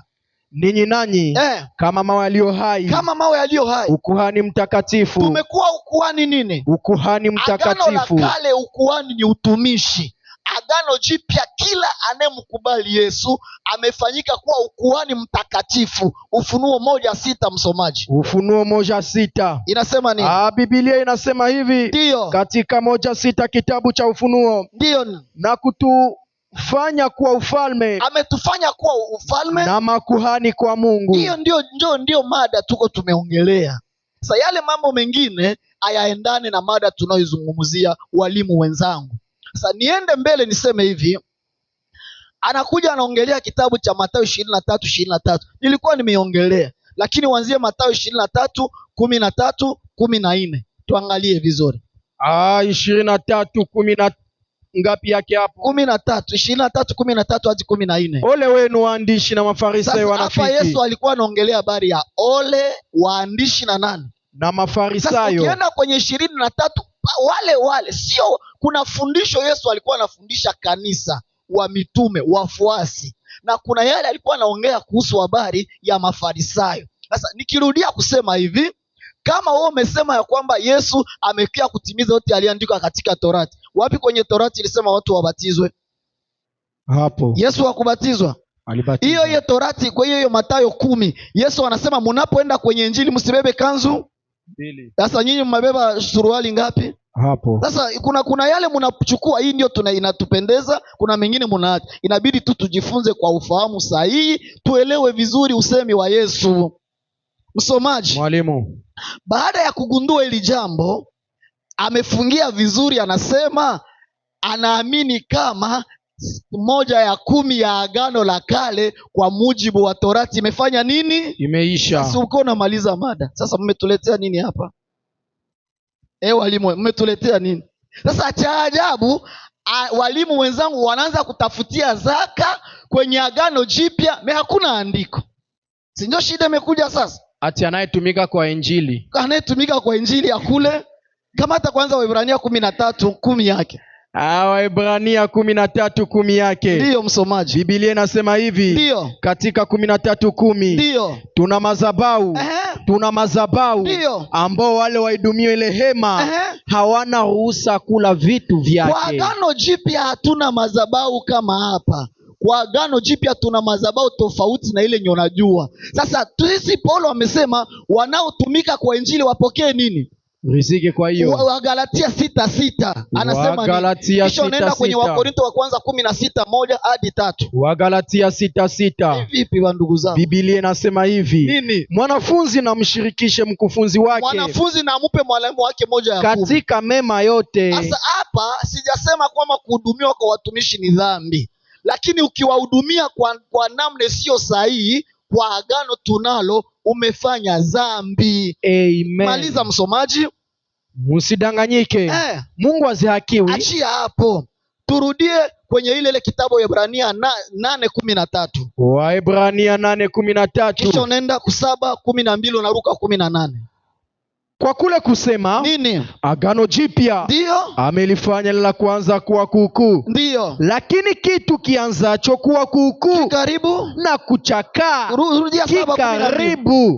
kikaribu maliza na kutoweka. Kamata 7:12-14. 7:12-14. 12 unaruka 18. Maana ukuhani ule ukibadilika, hapana budi sheria nayo ibadilike. 18. Maana kuna kubadiliwa kwa hiyo kwa ile amri iliyotanguliwa kwa sababu ya udhaifu wake na nini? Na kutokufaa kwake. Sasa kwa habari ya fundisho la 1/10 mukiitoa munakosa mbele za Mungu na hamustahili kuhesabiwa haki. Wagalatia 5:4. 5:4. Maliza. Kitabu cha Wagalatia. Msomaji. Mumetengwa na Kristo, mtakaohesabiwa haki kwa njia ya sheria.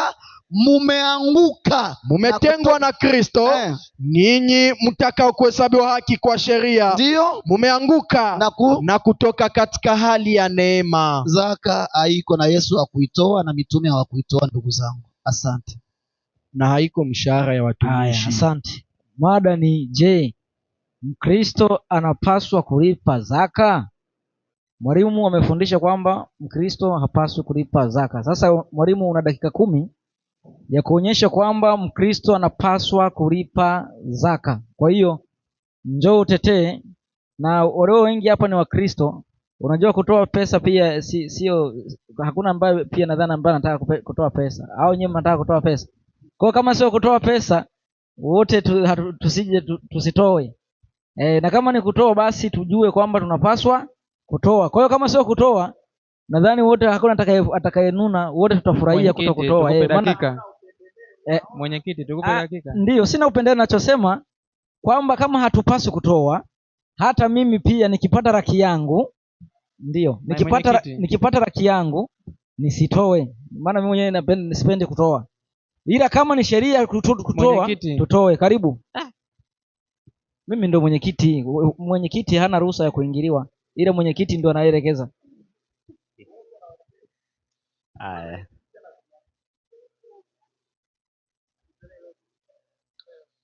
Haleluya.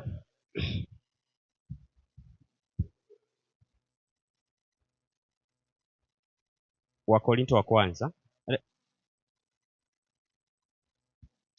14:4.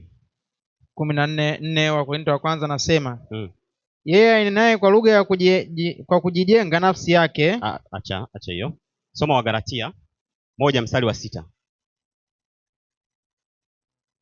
Galatia 1 aya yake ni ya 6, nasema nastaajabu kwa kuwa mnamwacha upesi hivi yeye aliyewaita katika neema ya Kristo na kugeukia injili ya namna nyingine, wala si nyingine. Lakini wapo watu watabishao na kutaka kuigeuza injili ya Kristo.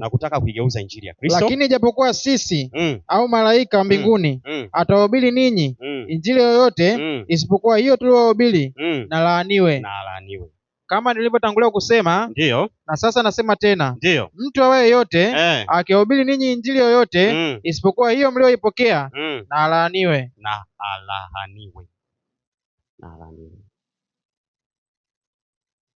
Wakorintho wa pili 11:4.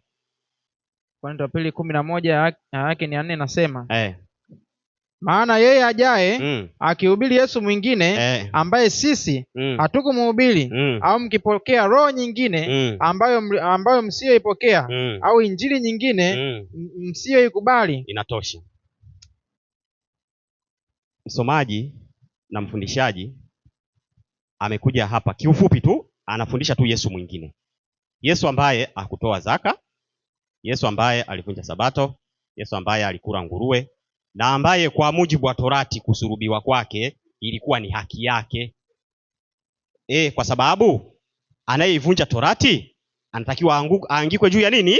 Ya mti. Kwa kama Yesu alivunja Sabato, hakutoa zaka, na akafanya mengine hayo mengine, alafu watu wakasema wewe umevunja Torati, wakamsurubisha, inawezekanaje afe kwa dhambi zetu wakati ana dhambi zake mwenyewe? Basi kwa sababu hiyo Wayahudi walizidi sana kutaka kumuua, kwa kuwa hakuivunja Sabato tu, bali pamoja na hayo alimwita Mungu baba yake. Sasa Yesu wa hawa hapa alivunja Sabato, alikula nguruwe, hakutoa zaka, ambayo kwa mujibu wa Torati mtu yoyote ambaye hata dumu katika yaliyoandikwa amefanya nini? Amelaaniwa. Kwa hiyo Yesu inapotajwa kwamba alilaaniwa ni kwa kutokudumu katika yaliyofanya nini? Yaliyoandikwa katika Torati. Mimi nimemsomea maandiko hapa. Yesu alitimiza haki yote. Na nimesoma Yohana 8. Hakuonekana kuwa na nini? Na dhambi. Na aliwauliza Wayahudi, watunza sheria, nani miongoni mwenu anishuhudia kwamba nina dhambi? Kama alikuwa atoi zaka, si wangemwambia wewe utoi zaka? Kama ni kuvunja Sabato, sikwambia wewe ulikuwa unavunja Sabato? Ndio. Lakini hakuna hata mmoja alifanya nini? Aliyejibu. Alafu pia anasema tuna jazba, sio jazba. Wakati mwingine soma Mithali 17:11. 17:11 Mithali inasema mtu mwovu hataki neno ila kuasi tu. Kwa hiyo mjumbe mkali atatumwa kwake. Kama ulizoea wale wa kukubembeleza, mimi nakueleza ukweli. Na kama utakwazika na kueleza ukweli, usitumie maandiko kinyume na alivyo sawa sawa. Sasa nimalizie kipengele ambacho nilikiacha, na kwa sababu hoja alizozitoa sijaona hoja ya msingi. Mimi nimemwambia Yesu kama kuhani mkuu anastahili kupewa zaka. Haujaeleza chochote hapa, umekuja hapa umezungumza huku. Tuambie kwamba Yesu kama kuhani mkuu hana haki ya kupokea zaka. Tuambie. Sasa Yesu kama kuhani mkuu ana haki ya kupokea zaka. Na tukaona alikuwa wake ni kwa mfano wa Melkizedeki. Na Melkizedeki alikuwa kwanza kuhani wa Mungu aliye juu sana. Alafu aliye juu sana. Namba 2, alibariki na Yesu akabariki. Na Yesu ni kuhani mkuu aliye juu sana. Alafu alipokea zaka. Naam, alipokea zaka kutoka kwa nani? Kwa Ibrahim. Na Yesu kama kuhani mkuu anabariki, ni kuhani wa Mungu aliye juu sana, alafu ana haki ya kupokea zaka kwa mfano wa Melkizedeki. Sasa Yesu yuko mbinguni, sisi tunampaje zaka? Yohana 13:20. Yohana Injili? Injili 13:20. Anasema, ndio, amini amini nawaambieni, yeye ampokeaye mtu yeyote nimpelekaye anipokea mimi. Kwa hiyo Yesu mwenyewe physically hayupo, lakini kuna watu ambao anawapeleka kuhubiri Injili. Ukiwapokea unampokea yeye. Mathayo 10:40 mpaka 42. 10:40 mpaka 42. Anasema awapokeaye ninyi anipokea mimi, naye anipokeaye mimi ampokea yeye aliyenituma. Ampokeaye nabii kwa kuwa ni nabii atapata thawabu ya nabii. Naye ampokeaye mwenye haki kwa kuwa ni mwenye haki apata thawabu ya mwenye haki. Naye atabarikiwa, kwa sababu jukumu la kuhani ni kubariki. Ndio maana Yesu alivyowatuma mitume kuhubiri Injili, aliwapa uwezo wa kuwagusa watu, kuwawekea mikono, wakapokea Roho Mtakatifu, baraka iliyo kuu kuliko zote. Tunapohubiri Injili, hubiri Injili katika maneno tu, unatoa nini? Baraka. Na kama baraka, kitabu cha Korinto 9 tulisoma, mtendakazi katika Injili anapata riziki katika hiyo Injili. Na hiyo Injili riziki anaipataje? Yesu kama kuhani mkuu ana haki ya kupokea zaka. Wewe malize. Sawa, ndio. Na mtu yeyote atakayeonyesha mmoja wa hapo wadogo hawa ndio ngaa kikombe kimoja cha maji ya baridi kwa kuwa ni mwanafunzi, amini nawaambia ataipokea kamwe thawabu yake. Ataipokea thawabu yake. Wakorinto wa kwanza 12:29. 12:29 anasema Je, wote ni mitume? Je, wote ni mitume? Amekuja ametoa hoja, subiri kidogo, ametoa hoja kwamba ni makuhani wa Mungu. Ni kweli, sisi ni makuhani wa Mungu kwa sababu tunafanya nini? Upatanishi. Lakini kuna wale ambao wanatumwa, ambao Paulo amewanena wanabidi wapokee riziki yao kutoka katika nini? Injili. Labda hilo fungu ulifute, utengeneze Biblia nyingine. Malizia, endelea. Je, wote ni mitume? Ndio. Wote ni manabii? Wote ni walimu? Wote wanatenda miujiza? Wote wana karama za kuponya wagonjwa? Wote wananena kwa lugha? Wote wafasiri? Takeni sana karama zilizo kuu. Hata hivyo nawaonyesha njia iliyo bora. Imeishia hapo. Asante. Kwa kuna wale ambao si wote wana karama hizi. Kuna wale ambao wamepewa karama ya utume. Hao wanatumwa na wanalipwa zaka. Zaka anapewa nani? Yesu, kupitia wale ambao wamefanya nini? Amewapeleka. Na hao ambao wamepeleka amewapa baraka, uwezo wa kutoa nini? Baraka. Kitabu cha Luka sura 10 mstari wa kwanza. 10:1 Luka anasema basi baada ya hayo Bwana aliweka na wengine 70 akawatuma wawili wawili wamtangulie kwenda kila mji na kila mahali alipokusudia kwenda mwenyewe. Asante. Kuna watu ambao Yesu aliwaweka kwa ajili ya kuwatuma, lakini wengine, Yesu alikuwa na wanafunzi wengi, sio wote alifanya nini? Aliwatuma. Na hao waliowatuma, je, mtendakazi anakwenda vitani kwa gharama zake mwenyewe au mafungu hamyajui? Kwa hiyo Hesabu 18:21. Muda wangu si unaruhusu? 21. Anasema hiyo sasa ni Walawi hao ambao na wenyewe sababu ya wao kupewa zaka ni kwa sababu walikuwa katika utumishi wa ukuhani. Soma. Na wana wa Lawi nimewapa zaka yote katika Israeli kuwa ulisi wao, badala ya huo utumishi wao utumikao, maana ni huo utumishi wa hema ya kukutania.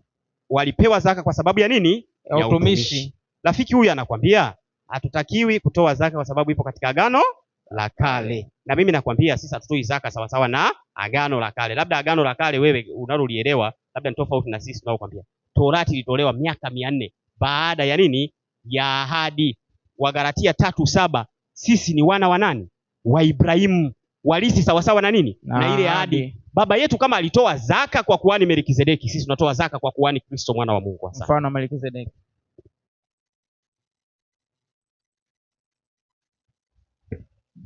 Asante. Sasa ni muda wa maswali, kwa sababu walianza kupandisha mada. Utaanza swali dakika 3, atakuja panda jibu dakika 5. Baada ya hapo watauliza maswali dakika 3 na wewe dakika 5 utajibu.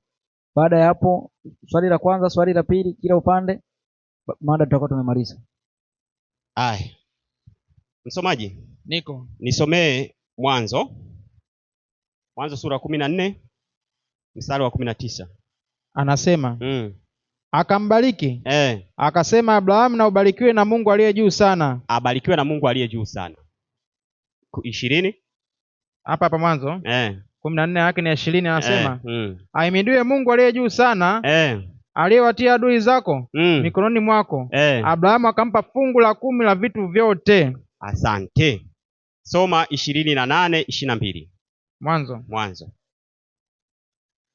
28:22. Mwanzo anasema na dakika ngapi za kuuliza swali? Na jiwe hilo nililolisimamisha kama nguzo litakuwa nyumba ya Mungu, na katika kila utakalonipa hakika nitakutolea wewe sehemu ya 10. Kila utakalo nipa. Sisi tunatoa zaka sawasawa na ahadi kabla torati haijaanza. Katika kile tunachopewa tunatoa nini? Fungu la 10. Fungu la 10. Sasa rafiki, na swali nalo muuliza ni hili. Ibrahimu wakati anatoa zaka sehemu ya 10, sawa? Alikuwa anatoa sawasawa na agizo la Agano la Kale, agizo la Torati, au alikuwa anatoa kwa namna gani? Asante.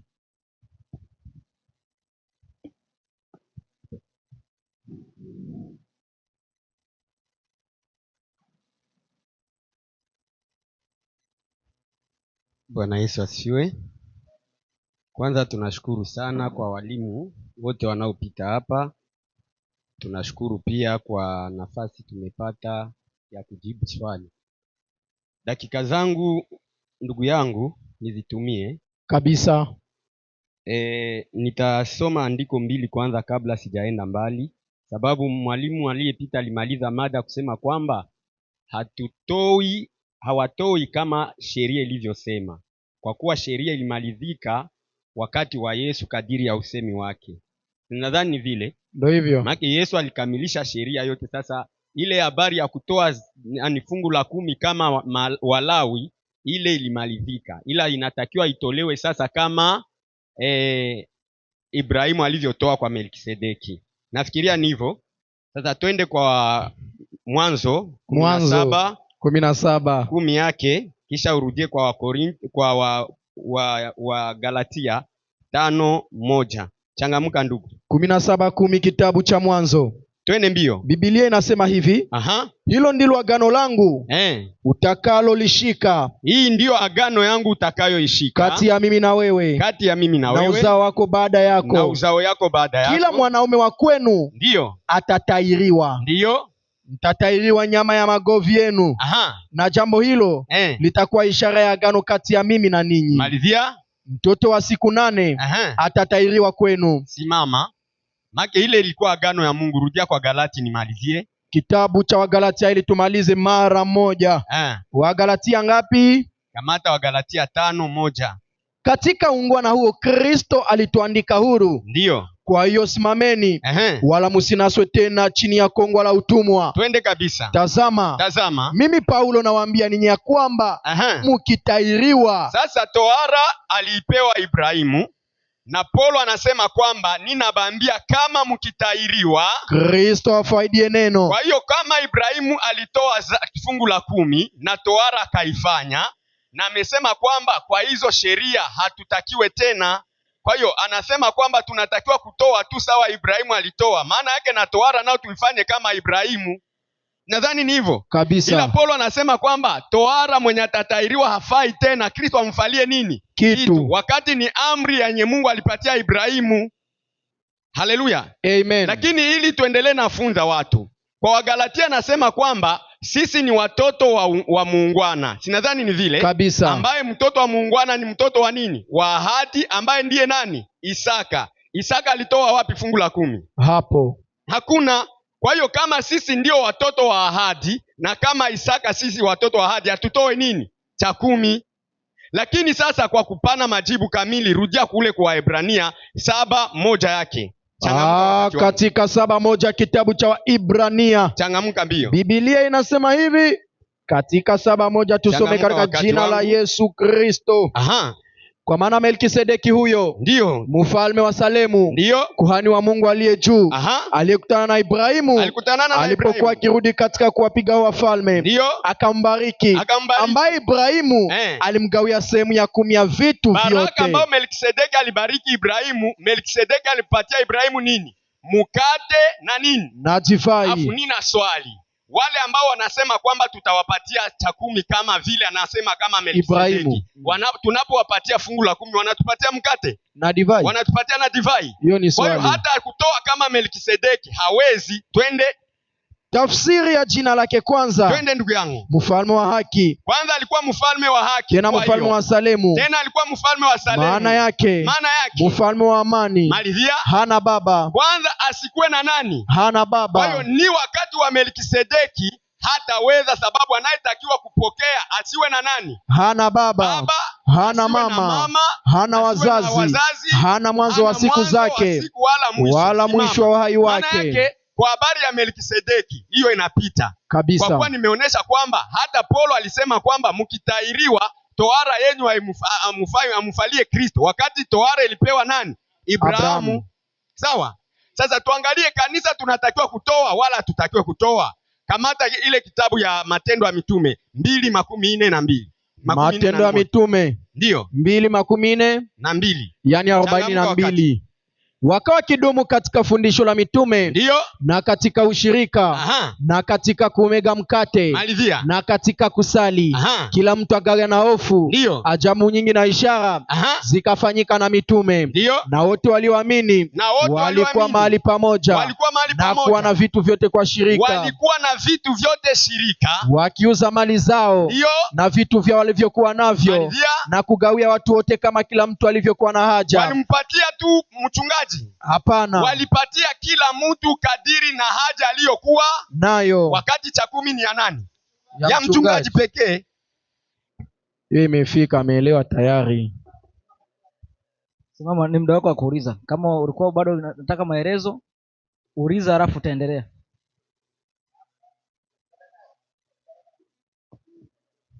Asante. Bwana Yesu asifiwe sana. Amen. Na swali yangu inabakia fasi moja. Alisema kwamba Yesu alipokea cha 10 wala fungu la 10, kwa kuwa Yesu hakukataza fungu la nini? La 10. Rudia hiyo aya aliyoisoma 23:23, yani 20. Ole wenu waandishi na Mafarisayo. Ole wenu waandishi na Mafarisayo. Ndio. Wanafiki. Ole wenu waandishi na Mafarisayo wanafiki. Ndio. Kwa kuwa mnalipa zaka za mnanaa. Mnalipa zaka za mnanaa na bizara na jira. Simama. Yesu aliambia ole wenyu waandishi na nini? Na Mafarisayo. Ole wenyu waandishi na Mafarisayo, mnalipa zaka za mnanaa na jira na bizari na jira. Lakini mumesahau mambo makuu ya sheria. Malizia. Yani adili, na rehema, na imani. Simama. Maana yake walioambiwa na Yesu wako na ole ni wanani? Mafarisayo na waandishi. Nadhania ni vile ni Mafarisayo. Rudia kwa Galati 3 ndugu. Galatia ngapi? 3:10. 3:10 kitabu cha Wagalatia. Tusome Biblia katika 3:10 yake. Ndio. Biblia inasema kwa maana wote walio matendo ya sheria wako chini ya laana. Maana imeandikwa, amelaaniwa kila mtu asiyedumu katika yote iliyoandikwa katika kitabu cha Torati ayafanye. Sasa yeye akasema kwamba, kwa hiyo Yesu akisema ole wenyu waandishi na Mafarisayo, kwa kuwa mnatoa zaka za nini? Za mnanaa. Sasa Yesu akasema ilitakiwa mutoe vile, na hivi vingine msifanye nini? Msibiache. Swali yangu inakuya kwa Paulo, anasema kwamba laana itakuwa kwenye, rudia pale 3:10. Kwa maana 3:10 yake kitabu tu cha Wagalatia. Kwa maana wale wote walio matendo ya sheria wako chini ya laana. Swali nani fungu la 10 unalolitoa? Unalitoa sawasawa na hivi Mafarisayo walikuwa natoa kwa mujibu wa Yesu, au unaitoa sawasawa na ngisi Abrahamu alitoa? Kwa kuwa lileta ile andiko kwamba Yesu alisema batoe na basiache bile vingine vyenye sheria inafanya nini? Inasema. Ndio swali narudia, unatoa kama Mafarisayo au unatoa kama Ibrahimu? Aya, asante. Ingawa umekura sekunde kama 10 hivi. Kwa hiyo mwalimu, moja kwa moja karibu kwa ajili ya kujibu swali, dakika 5. Unaweza ukatumia dakika 2 kujibu na ukatumia dakika 3 kwa ajili ya kufafanua yale ambayo unaona alieleza ambayo sio sawa.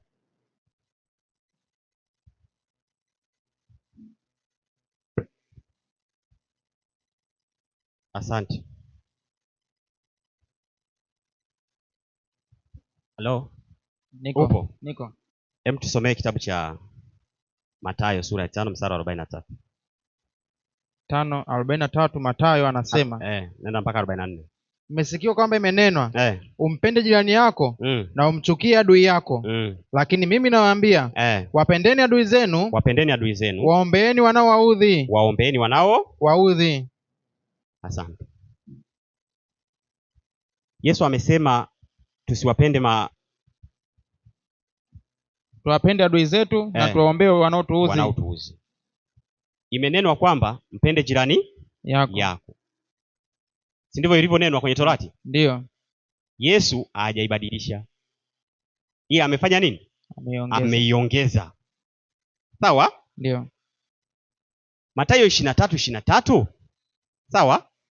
Mafarisayo, na sio Mafarisayo tu, hata Yesu mwenyewe alikuwa wanatoa zaka sawa sawa na agizo la nini? La Torati. Tofauti iliyokuwepo ni kwamba mmoja alikuwa anaiendea kwa namna ya imani, mwingine kwa namna ya matendo. Wale walioendea kwa namna ya matendo wakaanguka. Walioendea kwa namna ya imani ambayo ni Kristo Yesu akafanya nini? Akaonekana kuwa mwenye nini?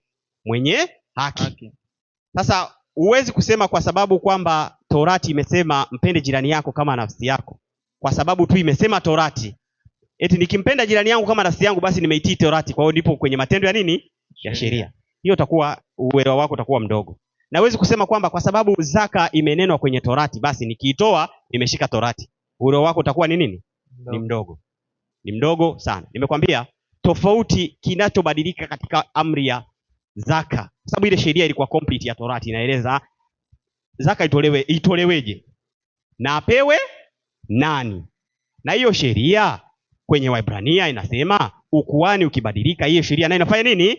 Inabadilika. Lakini kubadilika kwake kuna specify kwamba tunakuwa na kuhani mkuu kwa mfano wa nani? Wa Melkizedeki. Sasa kwa mfano wa Melkizedeki manake yeye ni nini? Na maana tutarudia mfano wa Melkizedeki. Moja ni kuhani wa Mungu aliye hai. Namba 2 anabariki na Yesu akabariki.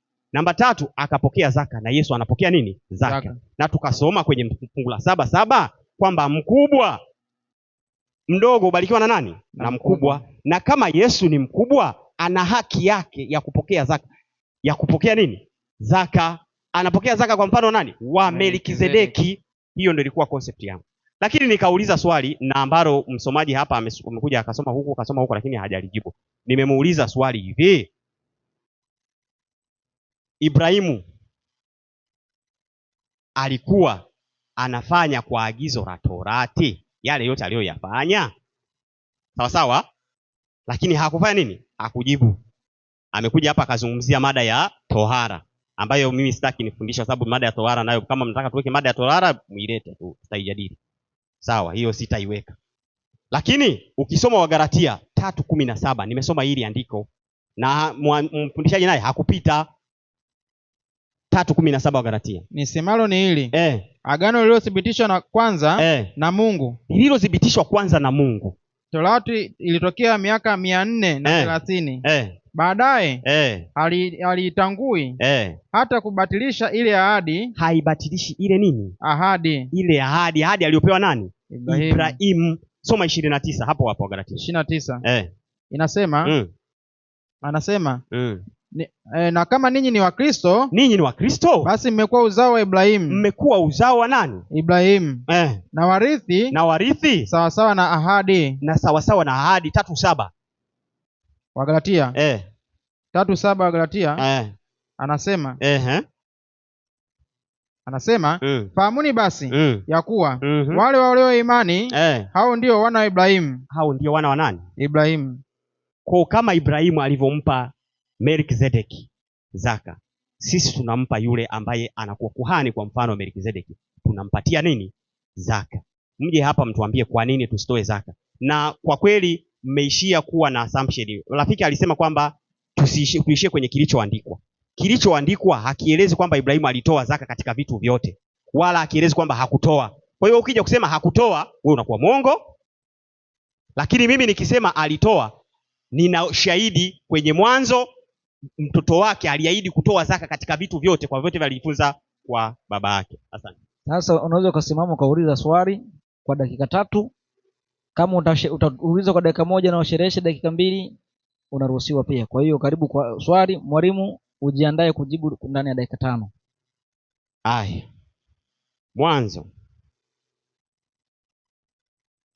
Mwanzo, mimi maswali yangu ni yale nataka tu nijibu. Mwanzo sura 28. Mwanzo 28? 28 ngapi? Mstari wa 22. 22 anasema na jiwe hili nililolisimamisha kama nguzo litakuwa nyumba ya Mungu, na katika kila utakalonipa hakika nitakutolea wewe sehemu ya 10. Swali langu ni hili. Najenga swali langu nisikie. Sawa? Yakobo alisema katika hili utakavyonipa nitakutolea sehemu ya nani? Ya 10. Naomba niulize swali. Yakobo alinena hii ahadi, alikuwa anasimulia hivi kwa akili za kimwili au alikuwa anaongozwa na Roho wa Mungu? Tuko sawa sawa? Aliongea kwa akili zake tu, kwa akili za kibinadamu tu alikuwa anatoa ahadi, au aliongea kwa uongozi wa Roho wa nani? Wa Mungu. Asante.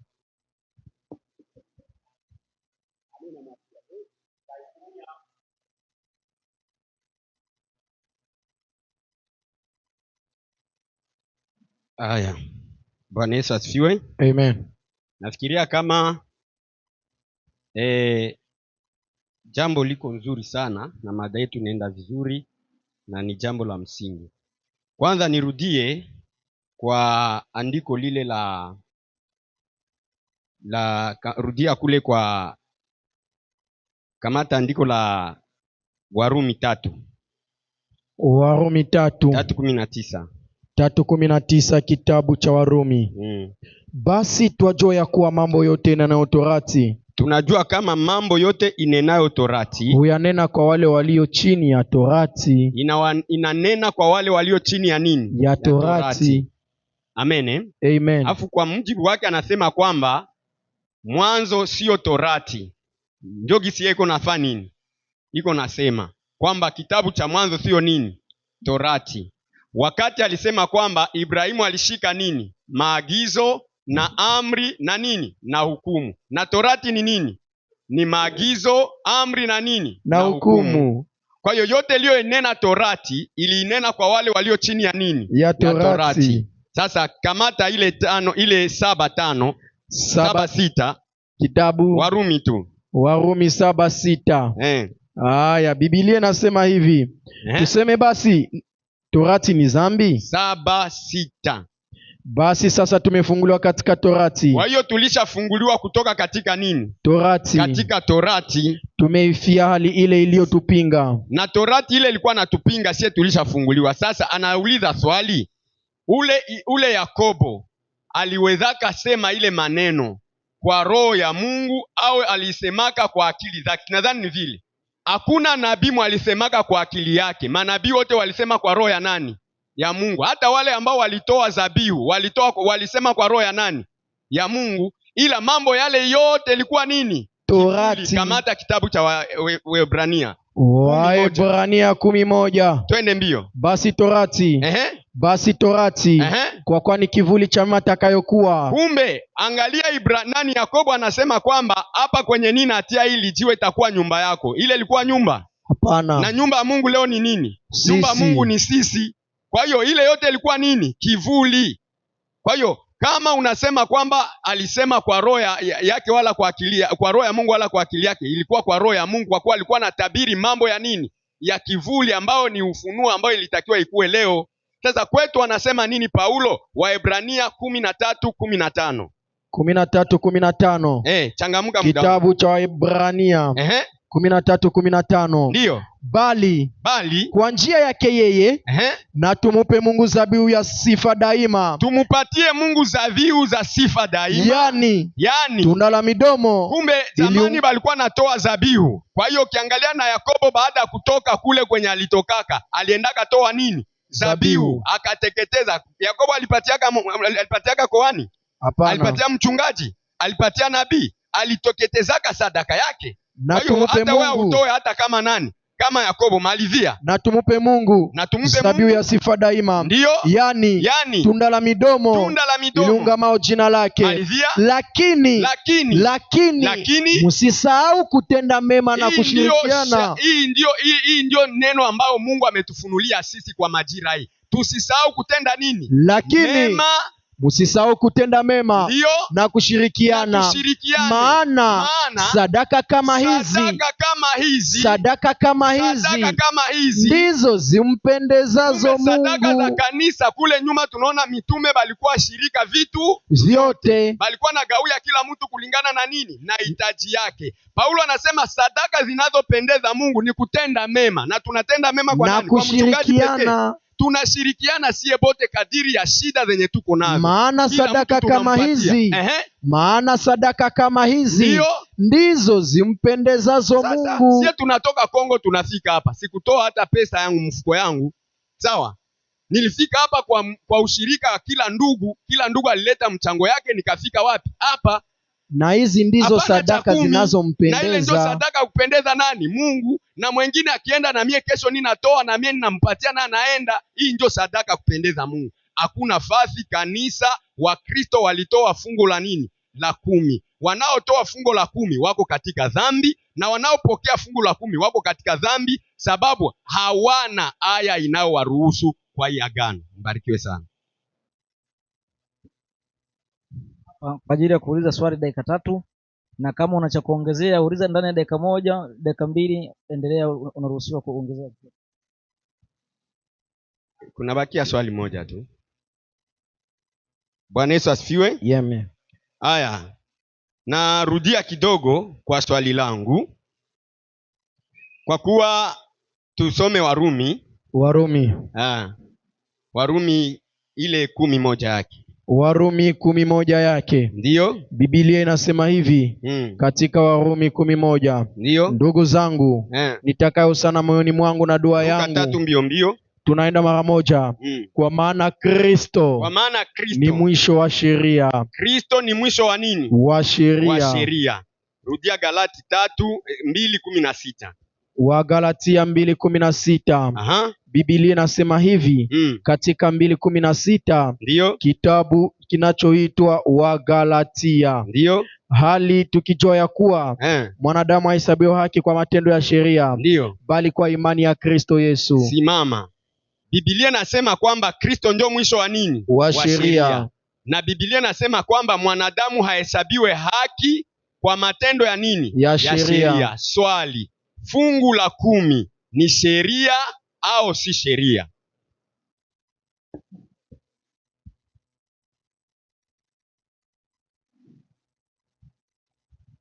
Bila kupoteza muda, Biabato una dakika 5. Fungu la 10 ni sheria au si sheria?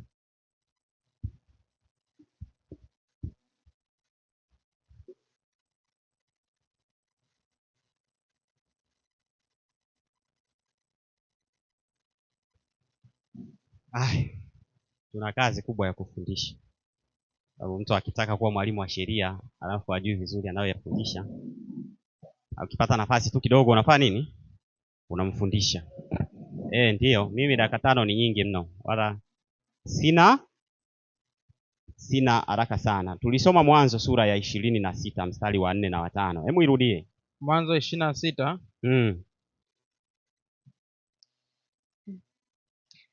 Hawa ndugu zangu, kinachowachanganya ni sheria na amri na Torati. Wakisikia andiko linasema Kristo mwisho wa sheria, wanachanganyikiwa. Nitauzidisha uzao wako kama nyota za mbinguni, nami nitawapa uzao wako nchi. Mwanzo 26. 26 au 16. Anza mstari wa 5. Nianze wa 5. Kwa sababu Ibrahimu alisikia sauti yangu, akahifadhi maagizo yangu, amri zangu, hukumu zangu na sheria zangu. Hawa jamaa wanaona hiyo, basi Ibrahimu alikuwa chini ya nini? Ya sheria. Ndio akili yao. Wakisoma hilo wanasema Ibrahimu alikuwa chini ya nini? Ya sheria. Lakini wanasahau kuna andiko hili hapa, Wakorintho wa kwanza 7:19. Wanasahau kwenye Agano Jipya. Inasema kutahiriwa si kitu wala kutokutahiriwa bali kuzihifadhi amri za Mungu. Kuzihifadhi amri za nani? Za Mungu. Ibrahimu alihifadhi amri za Mungu, na huku mbele kunaambiwa bali kuzihifadhi amri za Mungu. Amri za Mungu. Sasa hapo ukisoma kwa akili za ndugu zetu hawa, sijui hapo wanawekaje. Tupo chini ya sheria. Upo chini ya sheria, ndio ukishika amri ya Mungu. Hata Paulo unajua yuko chini ya sheria kwa akili za hawa hapa. Kwa akili za hawa hapa Paulo yuko nini? Chini ya sheria. Kwa sababu Paulo ana sheria. Wakorintho wa kwanza 9:20 na 21. 9:20 na 21 anasema nalikuwa kama Myahudi kwa Wayahudi ili niwapate Wayahudi. Kwa wale walio chini ya sheria, nalikuwa kama chini ya sheria, ingawa mimi mwenyewe si chini ya sheria. Siko chini ya sheria. Ili niwapate walio chini ya sheria. Kwa wale wasio na sheria, nalikuwa kama sina sheria. Si kwamba sina sheria za Mungu. Paulo na sheria. Si kwamba sina sheria za Mungu. Kwa hiyo Paulo una sheria. Bali mwenyewe sheria mbele za Kristo. Msoma vizuri. Si kwamba sina sheria za Mungu. Bali mwenyewe sheria mbele za Kristo. Sasa kwa hawa Paulo naye ana nini? Yuko chini ya sheria. Kwa sababu ana nini? Sheria. Akiona sheria uko chini ya sheria. Sasa hiyo inabidi tukae tu tuanze kufundishana Agano la Kale na Agano Jipya. Waebrania 8:16.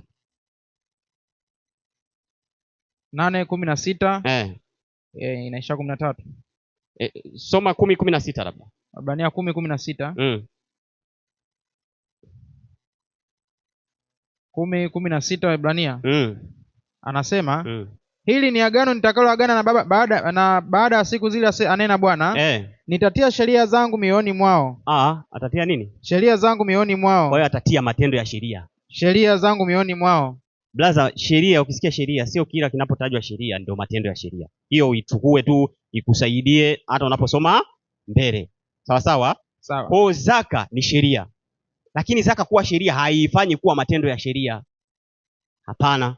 Kwa sababu sisi tuko na sheria huru katika Kristo. Matendo ya sheria ni kutafuta kuhesabiwa haki kwa njia nini? Ya sheria. Waefeso 2:10. Waefeso 2:10. 2:10 Waefeso. Ndiyo.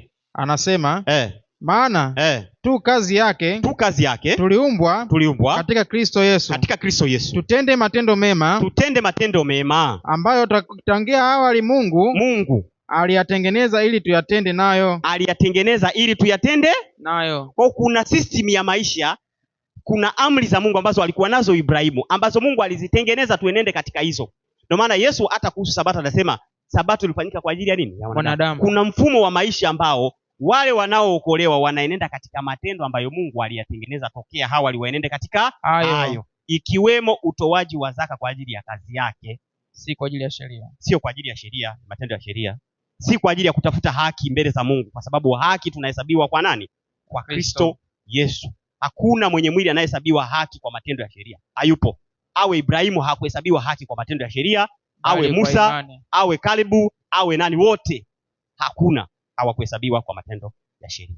Muda wangu naona umeisha. Mimi nitaka niendelee kutiririka, kumbe muda umeisha. Asante. Basi niwashukuru kwa mada hii ya kwamba je, Mkristo anapaswa kulipa zaka. Nadhani itakuwa ni mwisho wa mjadala huu kwa sasa. Labda kama tukubaliane, maana huu mjadala mwingine uanze saa ngapi? Kama kuna kupumzika dakika 10, baada ya dakika 10 tuendelee, au kama tunatumia dakika 20, basi niwasikilize maoni yenu, mnasemaje?